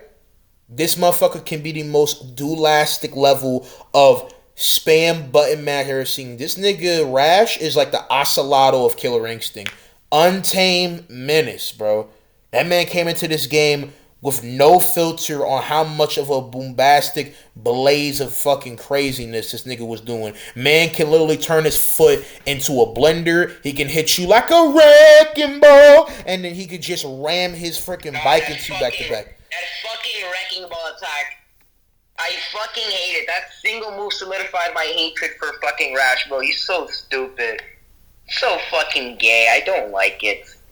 Like, I'm like trying to enjoy my time, get better at the game, so I'm like, let me hop in ranks and see if I can improve by just playing the game. And Rash comes along and says, no fun for you, like, no fun for you, like, what the fuck I do? I'm trying to enjoy my time, and you're over here fucking, like, destroying me. Just so nasty.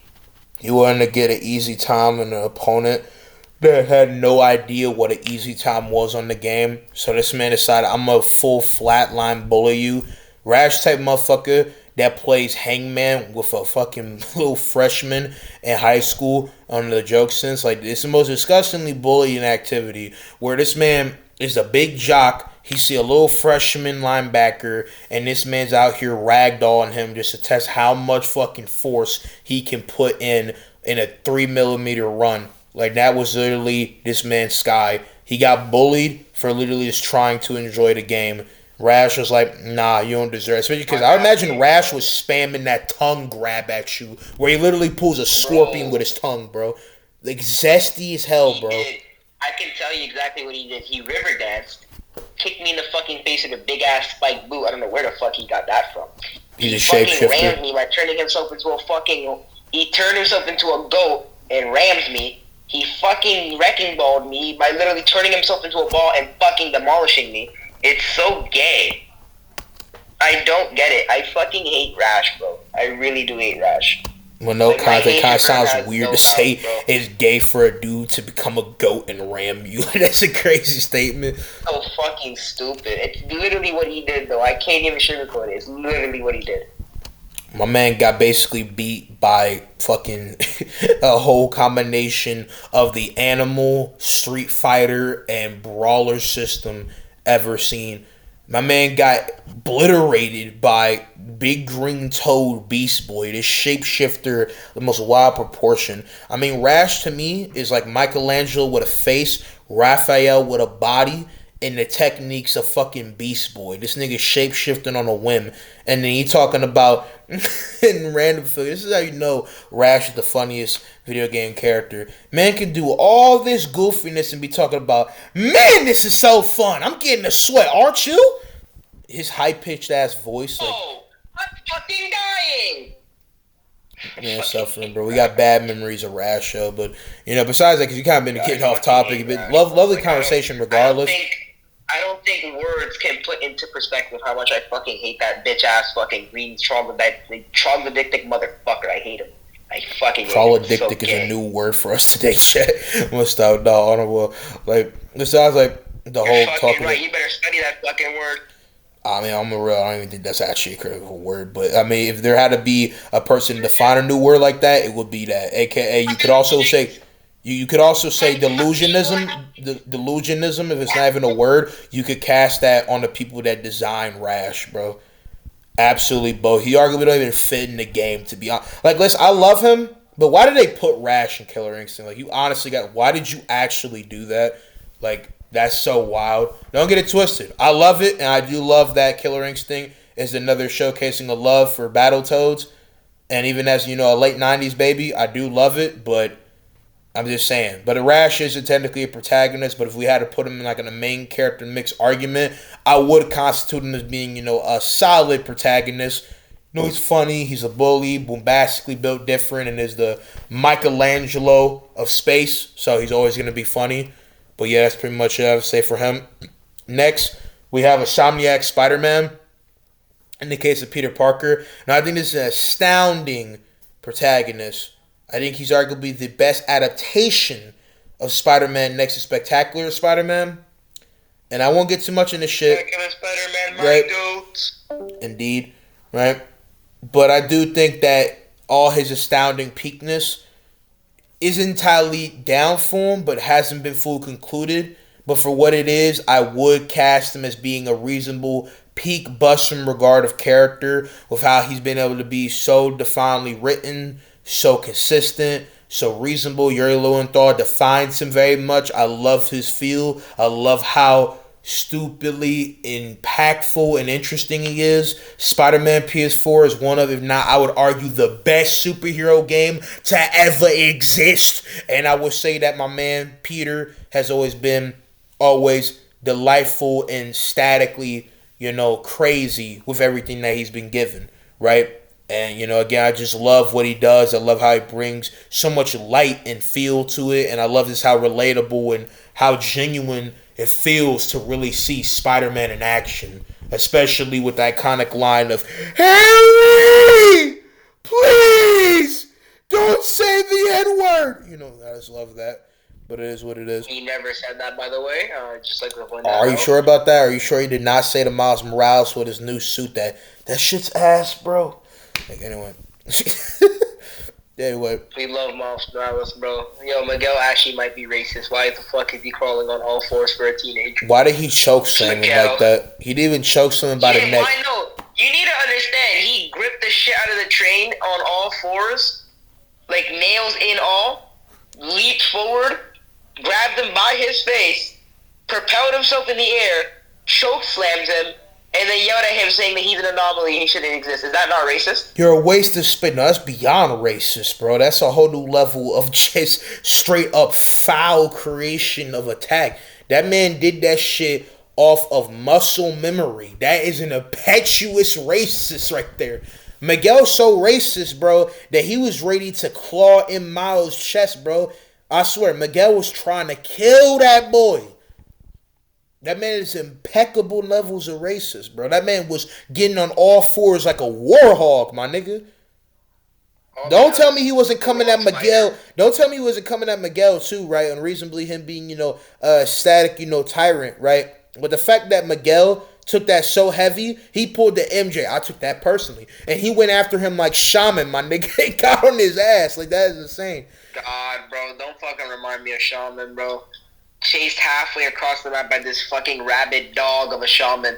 Didn't speak, didn't do anything. She saw Logan for the first time and said, "Oh yeah, this is the master right there." Started fucking chasing my poor Centurion, a 6-foot dude in fucking like 300-pound armor, getting fucking hawked down by this random rabid tribal lady who's trying to fucking bite his neck. It's so fucking terrifying. Like, I was literally pulling out the most evasive maneuvers. I hit stairs, I hit ladders, I hit zip lines. I couldn't fucking escape. It didn't matter. That man was nothing I facing could've done. Ghostface with Xenomorph's body, bro. But listen, for y'all No, seen literally, War, I couldn't for y'all fucking seen get out. War I of the couldn't Vikings, escape. y'all know this nigga got hunted down by Shaman like she was my own fucking pet lion. That was my fucking Griffith type fucking consumer right there. Where this shorty legit seeing my suffering by the Romans and seeing what this motherfucker did to me when I was warlord. She became Saw. racist.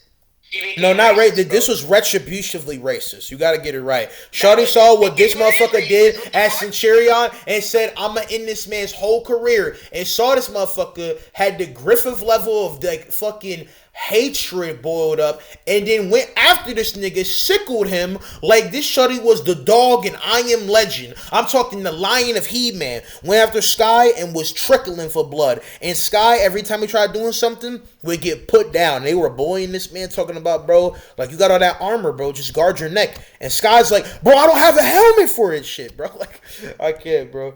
Every time I tried attacking King, God forbid I did, out of fucking left field, just out of left field, I hear, this fucking rabid lady comes out of nowhere fucking raped me. I Hey, can't yo. do shit about it. That's a crazy ass can't, statement. My man was getting enlisted in the For Honor RP. That is insane.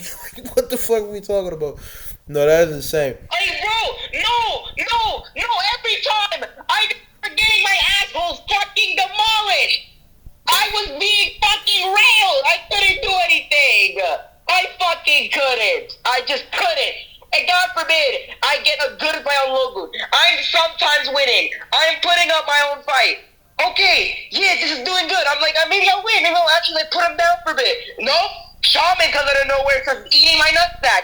Like, holy fuck, woman, do something, please. Eating your then nutsack the is teammates- insane. because Mid-war? No, because then my teammates nowhere to be fucking seen. My team's halfway across the map where I'm getting fucking molested. Well, There's nothing I to can your do. credence, you only had 2 bots and 1 teammate, so.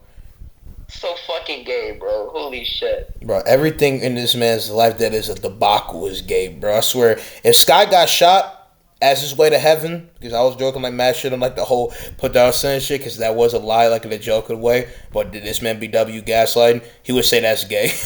I'm not a gaslighter. I what the fuck is he talking? Cap. That is entirely cap. He will tell me that he did not proceed to pull the greatest case of moon spear level of tragedy to a nigga's lifestyle right then and there as soon as the RP started, and then same time pull back on that when accounting about a documentary, which for the record is 65% done. But it doesn't change anything. This motherfucker, when he saw me in Elden Ring, pulled out the whips, pulled out my ancestor sphere, gave me 3,000 years of PTSD, and proceeded to pull up on me again with the moon spear level of fucking fear. Pulled up on me like Virgil and said, "Get over here, boy," with no words. He's as worse as the shaman. But at least Shaman wasn't racist. It was just retribution. Hypocrite. Bitch. I did no such thing, by the way. Alright, I can't. Anyway, we're gonna move on. We got Arkham Batman. So disregarding the obviously, mixed bag character assassination and disrespect that is Suicide Squad Kill the Justice League, I do think he is a profound peak busting creative protagonist with a record of being arguably one, if not next to the animated series, being the best display of Batman, having games that revolutionized the gaming genre and changed shit for a lot of people and staying a lot of the crop for, most people and fans. And the Arkham games are, revolutionary in the record for how to make you really feel undoubtedly like the hero. So I'd like to say that with that being said, that would put him in add to your room effortlessly right there. But yeah. We should do King Elden Ring RP character tier list. It would be so tough. I actually did that back in the day, but I am willing to go and recreate that. It'd probably take a very fucking long time, but I'll be willing to do that. Probably would take a great deal of, again, every sense of my time, but it is what it is. Anyway, though, you have the case of Sweet Tooth from Twisted Metal. Nameless would be bottom tier before. Trust, guys, trust. No, I'll probably put her high something, but I probably will put her in King Von's here. Just, enough said. But, yeah. Anyway, we have Ooh, I forgot about Sweet Tooth. Yeah, Sweet Tooth. I've not played all the Twisted Metal games. I played Twisted Metal 2, 2012, and I have played, different like indie like parts of the series. But Twisted Metal never really gave you greater define, I feel like, merit of character growth. With Sweet Tooth, it's always just been the kind of same cackling, psychopathic wild card. Don't get me twisted. 2012 did give, greater atmosphere for his character to kind of be inhaling and ground for a different, interesting stand for him. He's always been this kind of psychotic, wild Looney Tunes, out of nowhere, very vague, very skeptical, of really what he proudly is, being either a mentally deranged patient that's imagined all this whirlwind of shit, or literally being a clown that hails from hell itself, with how abhorrently, ungodly cracked this nigga is, and rolling with all the type of diminishing, aspects to him, being a killer of all the most crazy regard, being a Rolling Stone fury monger, and the fact that he is all types of dummy, crazy, and unhinged like no other to be seen. I mean, to me, I just think this man is full crazy in every sense of the way. That's all he really is. But him incarnate to me is a kid that has a lot of crack feel of actual interesting attributes to his craziness. Has a lot of interesting horror and dive into Why? psychology and other aspects of things dumped into him. But Don't to mind really if you let me consider talk real him quick, as a but greater form of like interesting stand, I feel like he doesn't really leave any bigger mark than just being again the most wild endeavor crazy, just straight up spout of mad dime rough, like in a game that really is all just about the splurge of the most wild. I do got a lot of interesting focus on shit, but again, for a long time until 2012, he never really stuck, greater landing of like actual pace in himself and really remembrance besides being this fat, flaming head, wild clown of the most wild regard. I do love his design, I do love his name, but I'll probably in all sense for a protagonist give him a confident, proud, like good C or C plus if I could. I think that he has a great stand as a protagonist for what he is, and the I don't fact that remember much about Sweet Tooth actually. I don't even know why he became evil to begin with. I knew he was a regular dude, but I forgot what happened to him that like drove him to do what he does nowadays. well, I can You give remember you what a did brief it? synopsis as for why. So, without going on a whole new crack of Malcolm X's speech, simply put, Sweet Tooth, for what of his road name, I think being John, was so tired of his pointless, mediocre, repetitive, insanity-filled job of being this common, basically labor worker with nothing to really find in life. He was a ice cream man. He was different form of big body mover of shit. He was the common worker but never was really moving in life. He kept slaving away for nothing of real credit. His ambitions to do something more in life never really came until one day he snapped and his mental went so distortedly rotten that his second personality came being Sweet Tooth, where he carved up a crazed smiling clown mask and made his ice cream truck into a fucking transformer. This is where we just get to the most ludicrous shit. And then this nigga took it upon himself to somehow either being cursed by a reverend or by random spontaneous, affinity of superhumanness, because he is one beefy motherfucker. This man is like 6'8", 385 pounds of fat and muscle. He flamed his head, Damn. killed his family. His daughter escaped, left his son alive to kind of be a contingency plan for his legacy. And in fact, that was the only person he loved the most.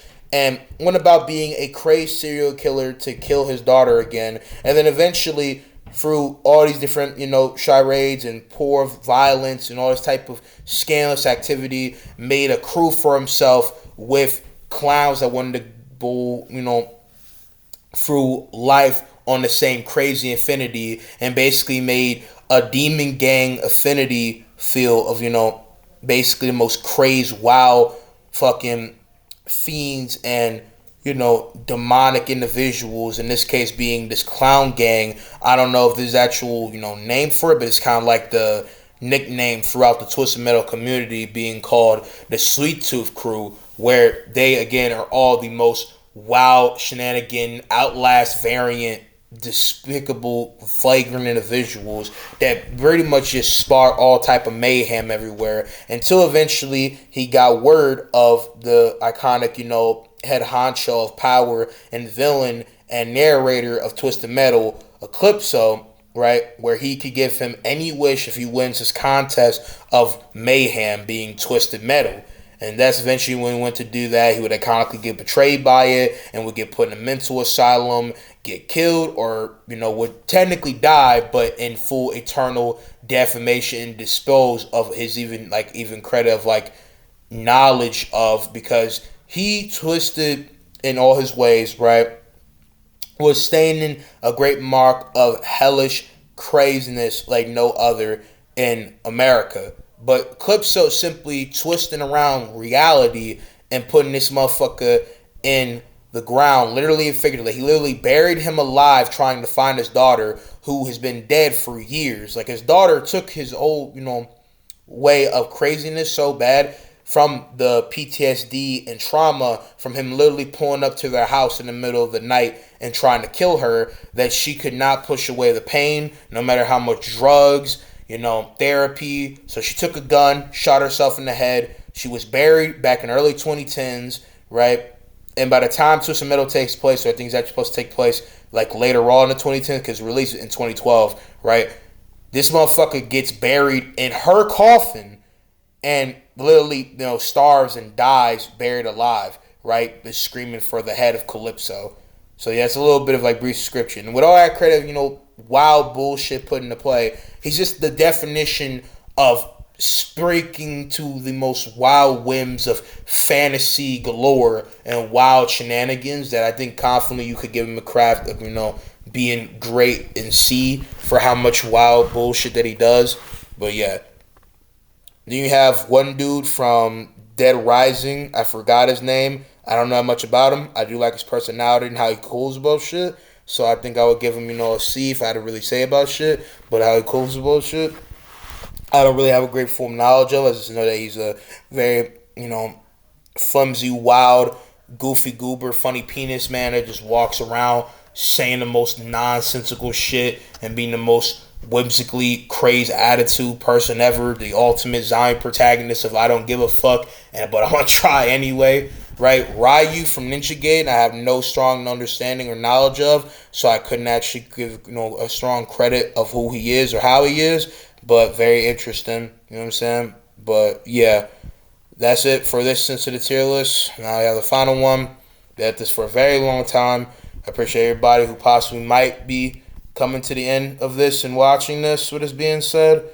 This has been a very long one. Finally have tiers with this. I don't know why the other one didn't come into play when it comes down to actual acknowledgement of the tiers. But now we have actual tiers that can be, put into play here, as you see on screen. So, first one to be put up is Abby.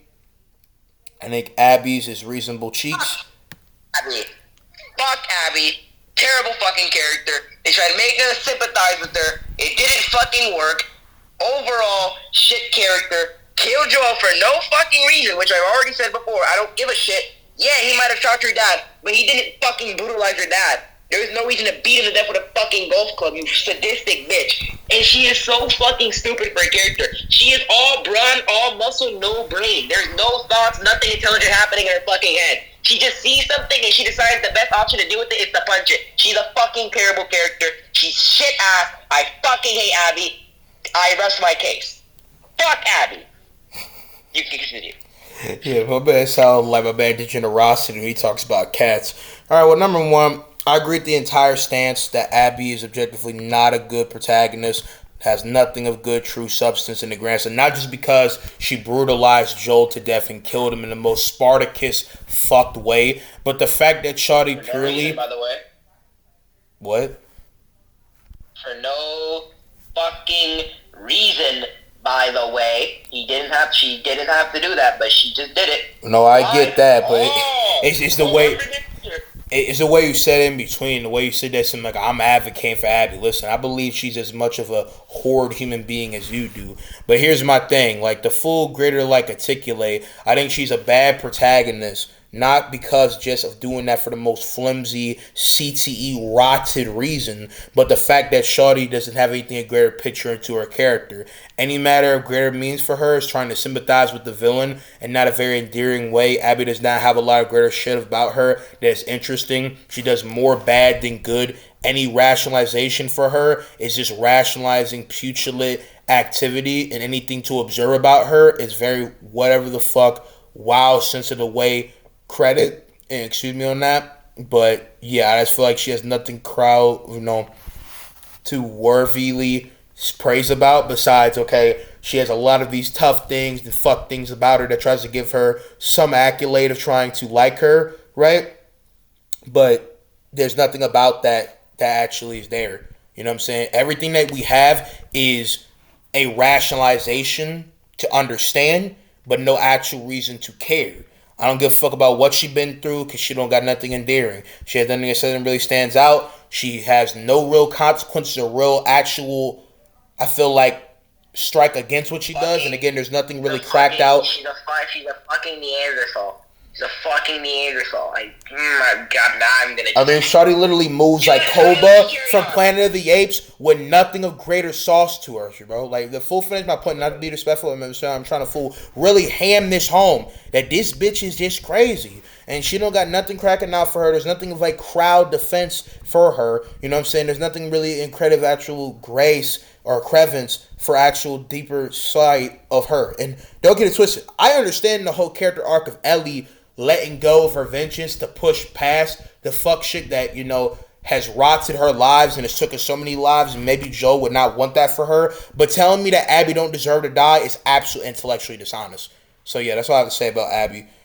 But before I continue with this being said, I want to go and shout out to Maya Aka Moonlight, who has been my big samurai series, and my movie being Amaya, LOL, period, _. Right? You can check her out on Instagram with that being said. Do not follow her Instagram, by the way.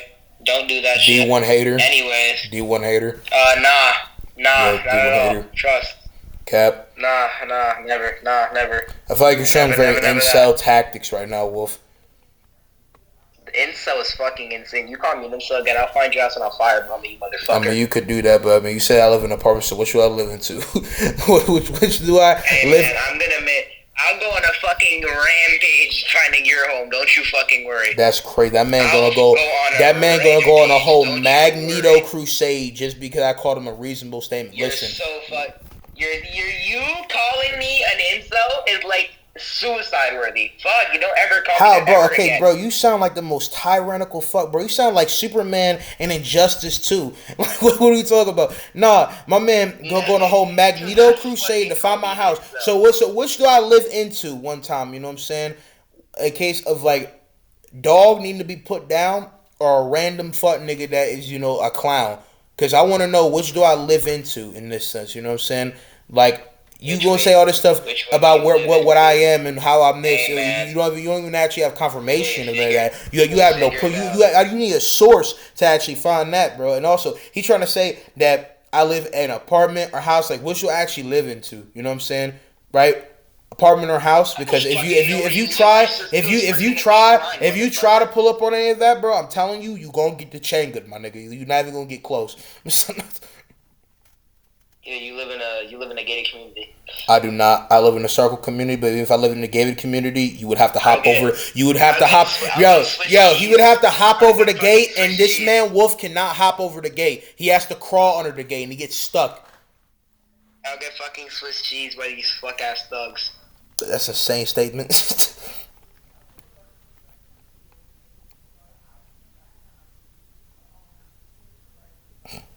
Okay. Sorry, what you said. But anyway, let's push back on to this shit, right? It's so nasty. Crazy, man. But then we got a bunch of Persona 3 to mixed cases and other protagonists I don't know about, right? Then there's this like kind of no character to me, but not really. How you fucking do these bitch ass quests? Are we so dead at my fault? Cause like I'm still on AC.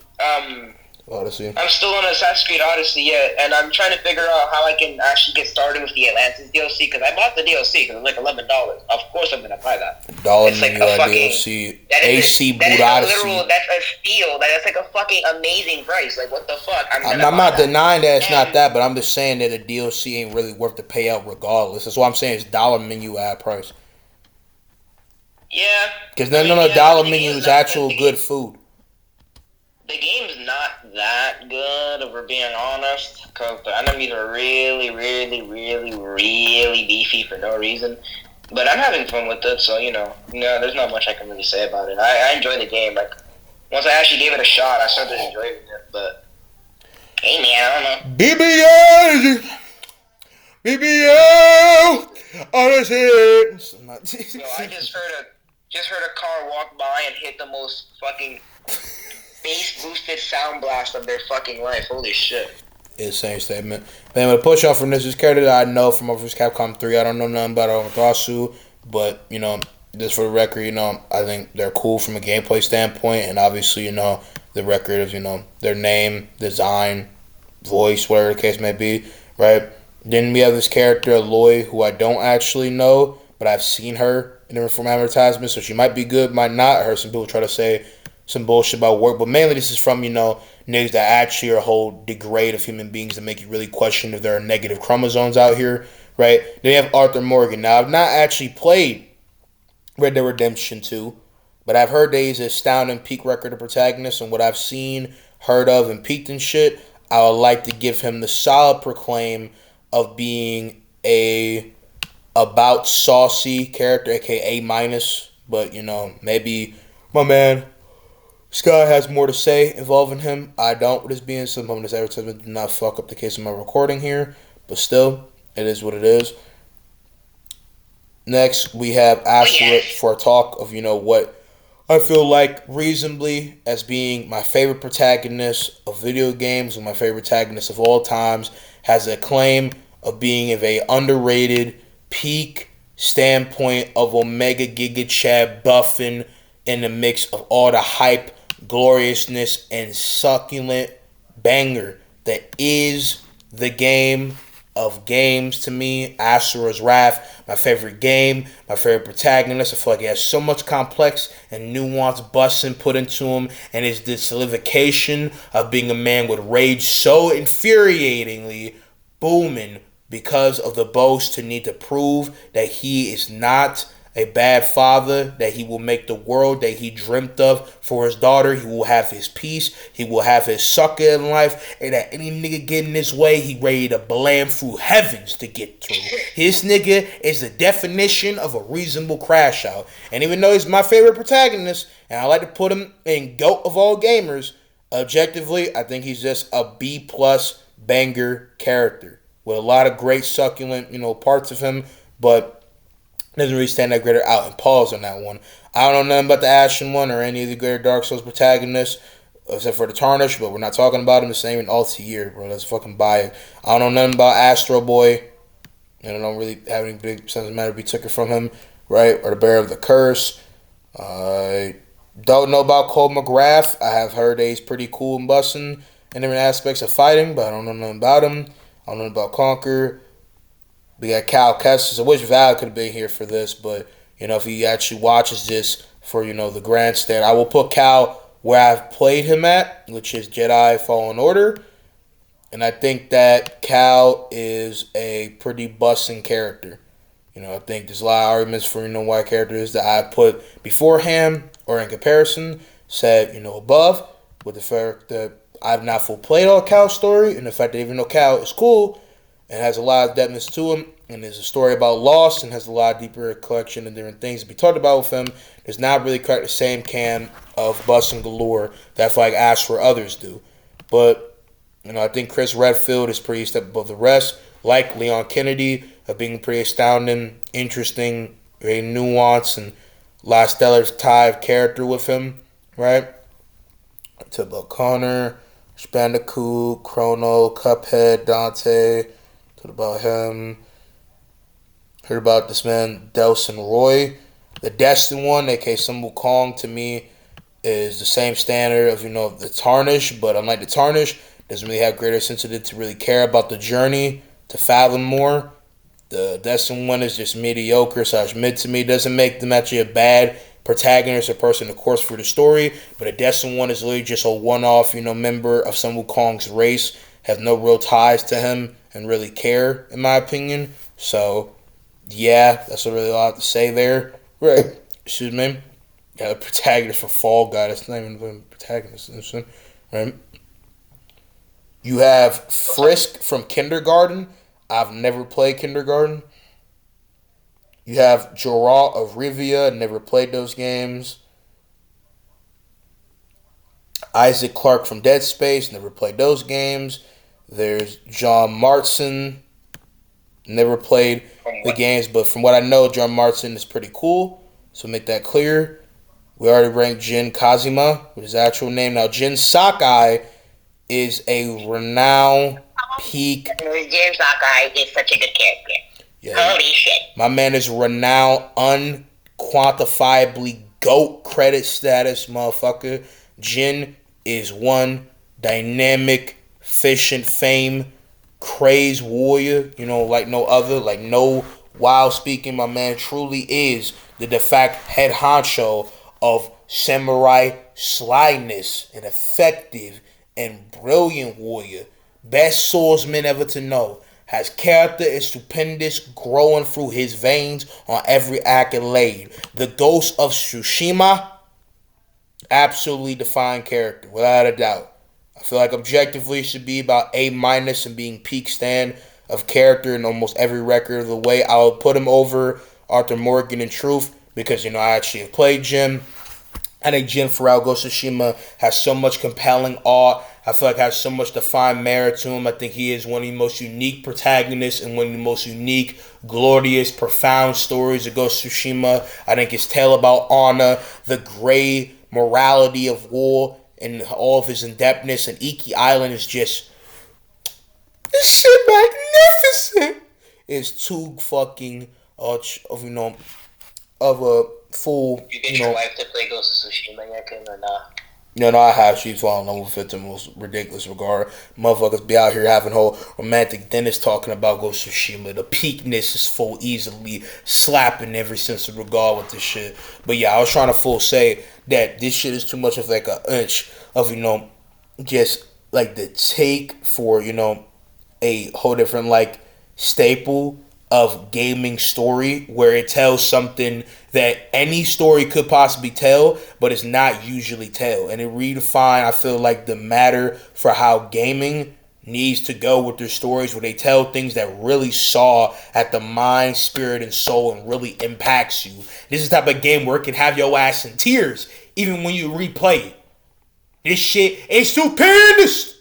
This shit is flammable. This shit is prolific. This shit is bullshit. It's just a new itch of that shit. You know what I'm saying? Like, it's just beak. Did I show you my new shoes, King? No. But on the real, like, this shit just bink. What I'm gonna show you my new shoes.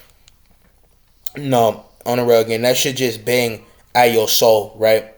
But next we have Joker from Persona 5. Now, I've not finished all of Persona 5. I'm at the DLC. Going to possibly defeat Maruki one day. But Joker, the Rizzler, the uncanny wild card of individual, I think for what he actually is and the greater depthness that he can have, to slap the ties with him, his symbolic credence, the philosophy, mixed spirit, and saucy style that he has, and all around his overarching core feel, has a lot of busting activity to it, right? I think he reasonably should be B-. He's a character that stands above the rest and actually having a lot of greater stand of things that kind of stack him above the rest in a custom created character archetype, but he doesn't actually really reckon the whole, actual attributes of, I feel like, a man that really takes the pull of busting at his story to a whole new different tale, like Cal Kestis or Chris Redfield, because of them being of a broader, greater thing. Him as just a simple, protagonist that really lets the audience kind of different change him, even if he still is rocking with the same relentless, interesting feel and tie of character, right? I think does really double up like I would want him to. Granted, he does have a lot of defined cup of shit to him, but it doesn't stack the same or stamp the same, you know what I'm saying, as these people. So, yeah, that's just me. That's how I feel about him.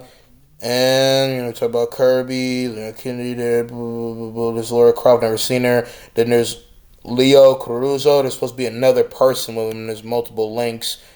But, for what Leo is, talking about a way out a little bit, I think is a defined cool cat protagonist. He's a common, I feel like, Marvel, like, random nobody character that does very crazy, interesting shit for very interesting, swell, defined, made reasons and corresponds to shit. And I do like how his story uniquely ties together with Vincent without even being set in stone and defined by, general credit of, coming into play with him and shit, right? And yeah, I mean, again, I just really love how much great deal of bussin' and interesting flavor was chained together with this character. And I think, especially for a game they even know did not win Game of the Year for 2018 and reasonably did not have any right to, as those rights are more in the infamous, tie between God of War 2018 and Red Dead Redemption 2. I feel like proudly, in every creditive way, that God of War 2018 reasonably deserved the accolade of being, Game of the Year for that year. That Leo being a part of such a very interesting, symmetrical type of story that really tangles your mind into an interesting, bullowing, wave of emotions and other shit is so interesting that I would put him as being a C defined, character. You know what I'm saying? I think that's a very reasonable stand to put him in. But yeah, this is the entire tier list that I've had. I really wish there would be possibly more. I mean, there actually is a lot more. Okay, so we're not actually done. There are some more, some people that we already put, but the rest of these people either don't have any knowledge about, like Wolf. There's Tracer, already put Sora. I don't know the Chosen Undead. You got the Hunter. Got a Tarnish, so I can't talk a little bit more about that. Okay. Well, let's start off with Shadow. There's Scorpion again. There we go. Alright. Well, number one, I don't want to know why the fuck I didn't have all this space in between those. Well, Shadow, number one, I think is a very gloriously defined, put together protagonist from being antagonistic, anti-hero to a decently confident hero. I think he's very well put together and is better than Sonic in some attributes. I think Sonic is overall better than him in the grand scope of his actual staple as, a hero and or protagonist in the grand scope for his world, how he comes to play with shit. But I think Shadow has had... Wait, can I talk about Sonic real quick, if you don't mind? Yeah, of course. I feel like Sonic is the best representation of freedom, in my opinion. I don't know if you agree with that, but I feel like his representation of someone who is free and someone who does whatever he wants to do because he can do whatever he wants to do. I feel like he's just the best representation of that. Like, he's just a free dude. He's somebody who doesn't really take life that serious. He's just having fun. He's enjoying his life. And that's like the best representation of freedom, in my opinion. Do you agree with that or not? No, I agree with that. And that's a very good, stamp of, naming for him.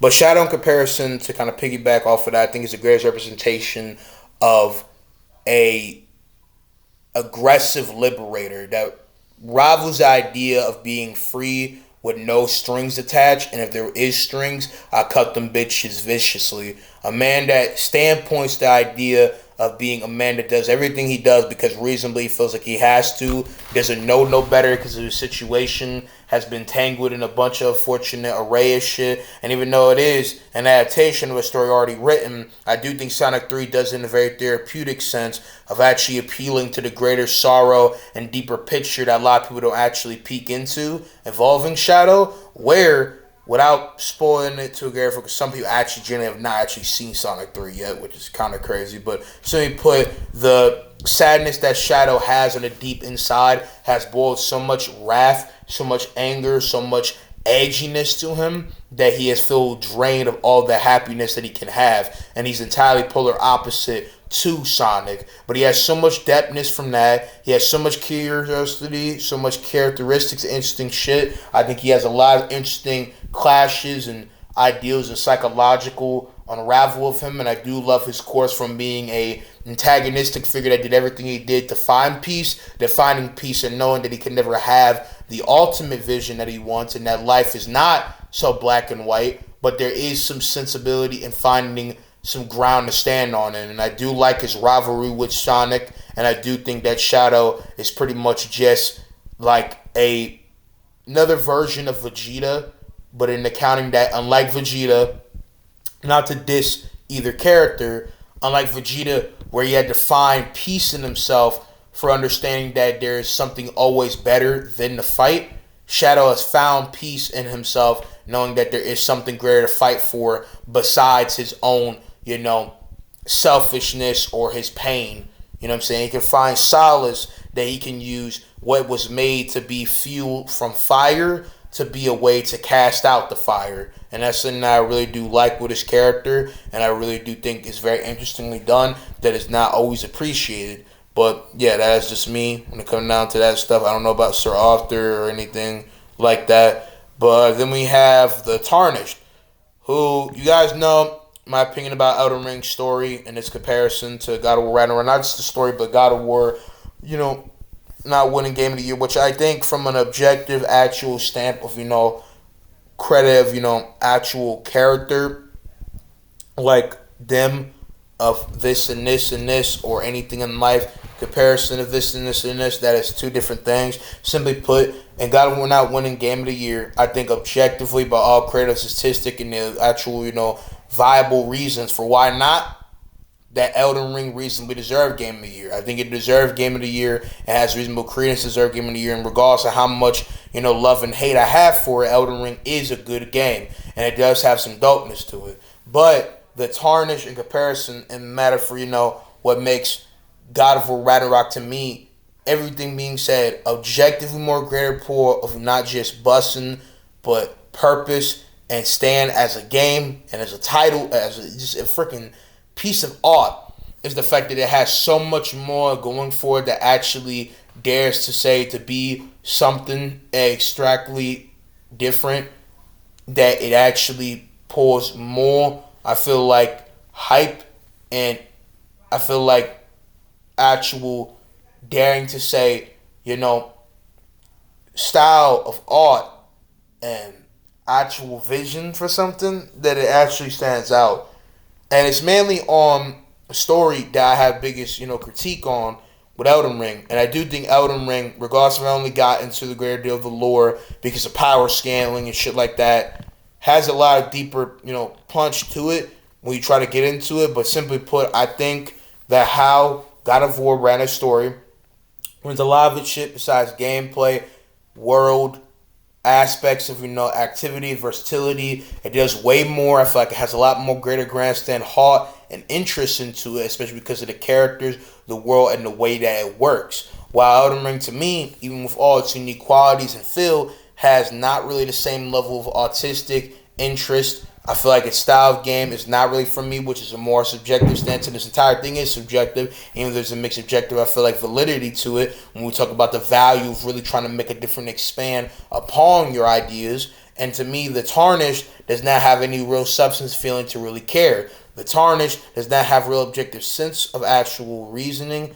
for why he does what he does, unless you piggyback off another character that, if anything, is just adding more weight to them and not yourself. He doesn't really have incentive. He has no personality. You as a race has nothing really deeper going on with you. And I think the Tarnish is the definition of a character that doesn't need to have that much substance, but the fact that the character is so untasteful and is a definition of plain is my biggest problem. There's nothing in greater care for the Tarnish. And my biggest question, why would the Tarnish at face value give a fuck about any of the shit going on in Elden Ring? Any reason is literally bestowed upon you, and the Tarnish never reacts. He just does what he's supposed to because the player does it or the game tells you to. There's no actual reason for the character themselves to rock with this. I feel like because of the fact of what's been said and what the lore says. We were banished from this world. Why would we want to be Elden Lord? Why would we want to be king of this world? What are we going to do that's going to change this arguably lost hope? This world is not kind to us. Everyone here is racist. Everyone speaks about the Tarnish as like a subversion of a creature, subversion of a being. They speak on us like we were filth, like we were grovel. When they literally look like us, it seems entirely despicable to be here. And there's nothing about this world I want to be king of. The only places in Elden Ring I can see any aspect of wanting to be maybe like owner of some type of power in is Limgrave. And this might be stretching it. But bare minimum, fucking Liurnia. That is literally it. Okay, see, Liurnia makes sense. There's nothing greater substance matter for. I feel like the Tarnish are the world that really cracks at the audience. I feel like on an objective matter that makes you really care or want to dive in and indulge in greater merit of actual care or substance on a grandstand level, because it just seems like a waste of time. It seems like a waste of really greater care and interest to actually find, I feel like, true value in the world that you're supposed to be this supposed ruler and grand scope, savior to. And a lot of the people that are even trying to rule it or could rule it have their own more deeper reasons for doing it. I understand why Godfrey want to be Elden Lord again. I understand why these other Tarnished with actual names and actual lore and backstory will want to do it. But why would we want to do it? I had to make a RP not once, not twice, not 3 times, not 4 times, but 5 times to actually want to produce actual sense of core value to why I want to do this. And each value can arguably be flipped on its head. It's irrefutably a flat, mediocre experience. And that's my biggest problem. But, I've talked on that enough. I think it's time to go and move on to somebody else. And this is Vincent Marotti, a.k.a. the secondary protagonist of Way Out. I think Leo's a little bit better from charm and personality, but you can mix them in between. I think they're both defined protagonists, especially Vincent and the whole thing and what's going on. Vincent from A Way Out. Alright, that dude. He's cool. You have Kazuma Kiryu from the case of, I forgot, name fucking Yakuza. Yep. But I don't know nothing about him. That'd be for Val to talk about. I heard he's busting, right? So, just in case he's watching, in case, he gives a fuck, because I didn't rank him and other stuff. But I think I'll do it here, you know what I'm saying? Just like the fact that, I acknowledge his existence, right? Because obviously if I don't play somebody, it's because I just don't know who they are. But for the record, for the person that gives a fuck, from what I know, I'm put him, I don't know, here, right? In case, I'm not actually going to do that because, again, I don't actually know where he is. But I'm just saying, if I could, I'll probably put him there. But, I'll just put him in, if you don't know, tier. But Kazuya Mishima, well, I've peeked and heard, I would give a, good bussin', feel for character from his relationship with his father, his depthness, his dark past, and all the cruel shit he's been through to culminate into his dark abyss, It's very interesting and very engaging, and I would just say very, intriguing and definitely written for the most part, right? There's Yoshi, who I literally never full seen the great protagonist except for a one-off game, and Yoshi is just whatever, to be honest. I don't really have much to really say. It's Tracer, we already put Steve, right? Yeah.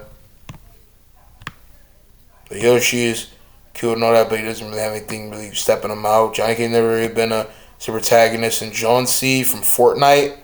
I don't even think in the For Honor fucking, campaign you could even consider one of the characters to be a greater deal peak end of a protagonist. So that also goes for Fortnite, right?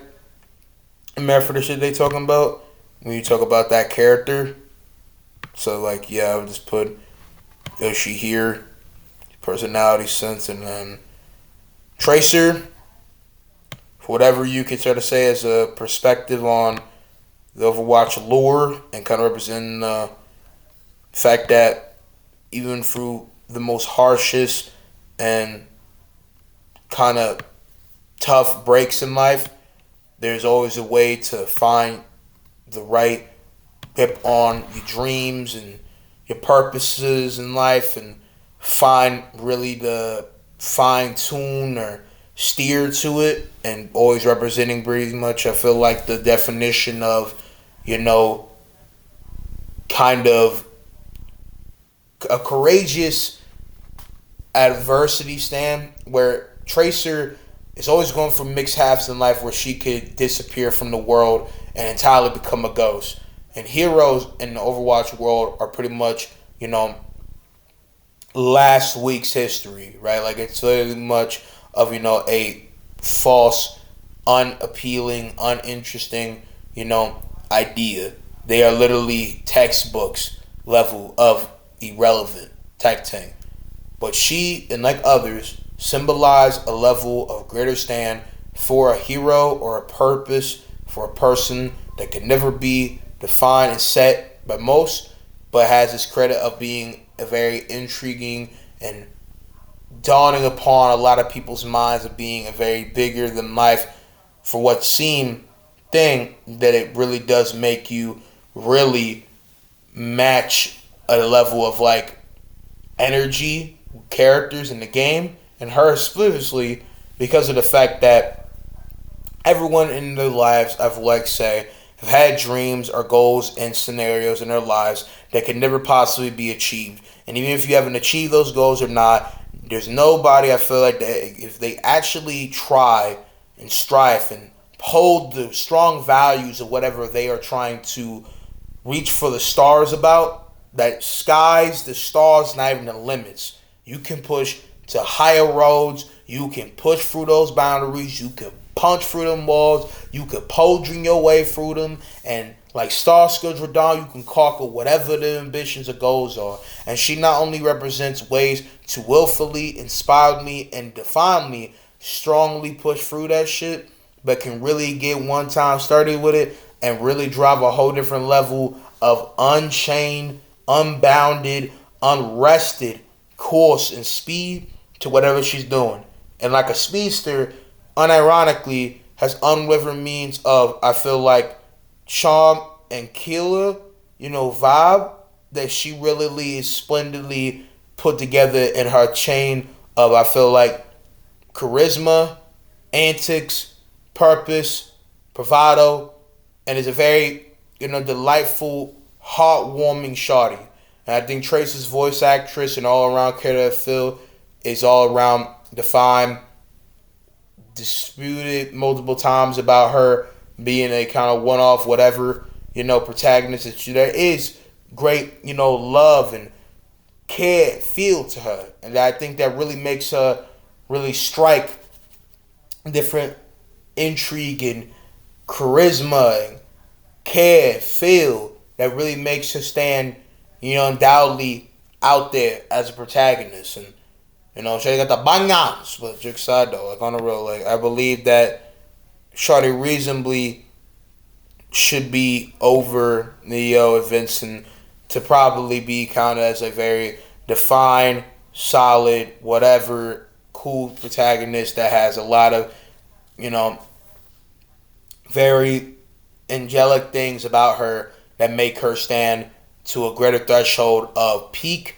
and personification, I would say, of the most, you know, happy, lovely, and very resourceful woman with everything that she's been through, and always really keeping a smile and purpose, even with everything that she's been through, that really cocks at, I feel like, a lot of people's hearts of really, really getting into the depthness of the human body and potential, and also the mind with what can be proven to be false in one hand can always be unchecked basically being another regard of, nothing is true, everything is permitted, and that if you really want to step above the rest, if you really want to climb that ladder, if you really want to be what you wish to be, no one can make that stuff be the case for you. No one can make history except for what you decide to be. And I think that's very defined writing right there. And yeah, pretty much it. That's the entire tier list. This tier list kind of went a very elongated sense. And check Maya out on Instagram if you want. I appreciate everybody that's been, and mixed bag, inspiration for this video from the credit of all my friends in the group chat. Shout out to Gano, shout out to Jensen, shout out to Clips 101. You put, him in mind when you go about peaking his channel, as being a big help to this, because again, he really is. Can't wait for you guys to go and peek a video that me and him have done that awesome with my man Sky. Shout out to him, but peak his channel, really put him in mind, when you think about talking about this, video or other shit to be said, because he's a big, creative, talker and helper and a second opinion that I really do appreciate, right? I appreciate everybody for watching. If you're new, share, like, subscribe, comment, whatever with this being said. I know I've been, big yap and have a lot of shit to really say. Very passionate, and I'm glad I've been very concrete, considerate, and precise with all this stuff. But I just hope you guys have enjoyed what shit that's happening. And, I really hope you guys have enjoyed more busting content to come, especially with my Spider-Man series. That's all I have to really say. What do you have to say, Sky, before I go and turn the scam off? You have anything you want to say to the audience? Nameless documentary will be dropping, and that will be so tough. Trust. Yeah, indeed. I'm going to go and produce that. Waiting for you guys to see me flame this man some more. Anyway, joke aside, though, I love y'all. I'm going to see you guys in the next one. Peace out, my army. Love y'all.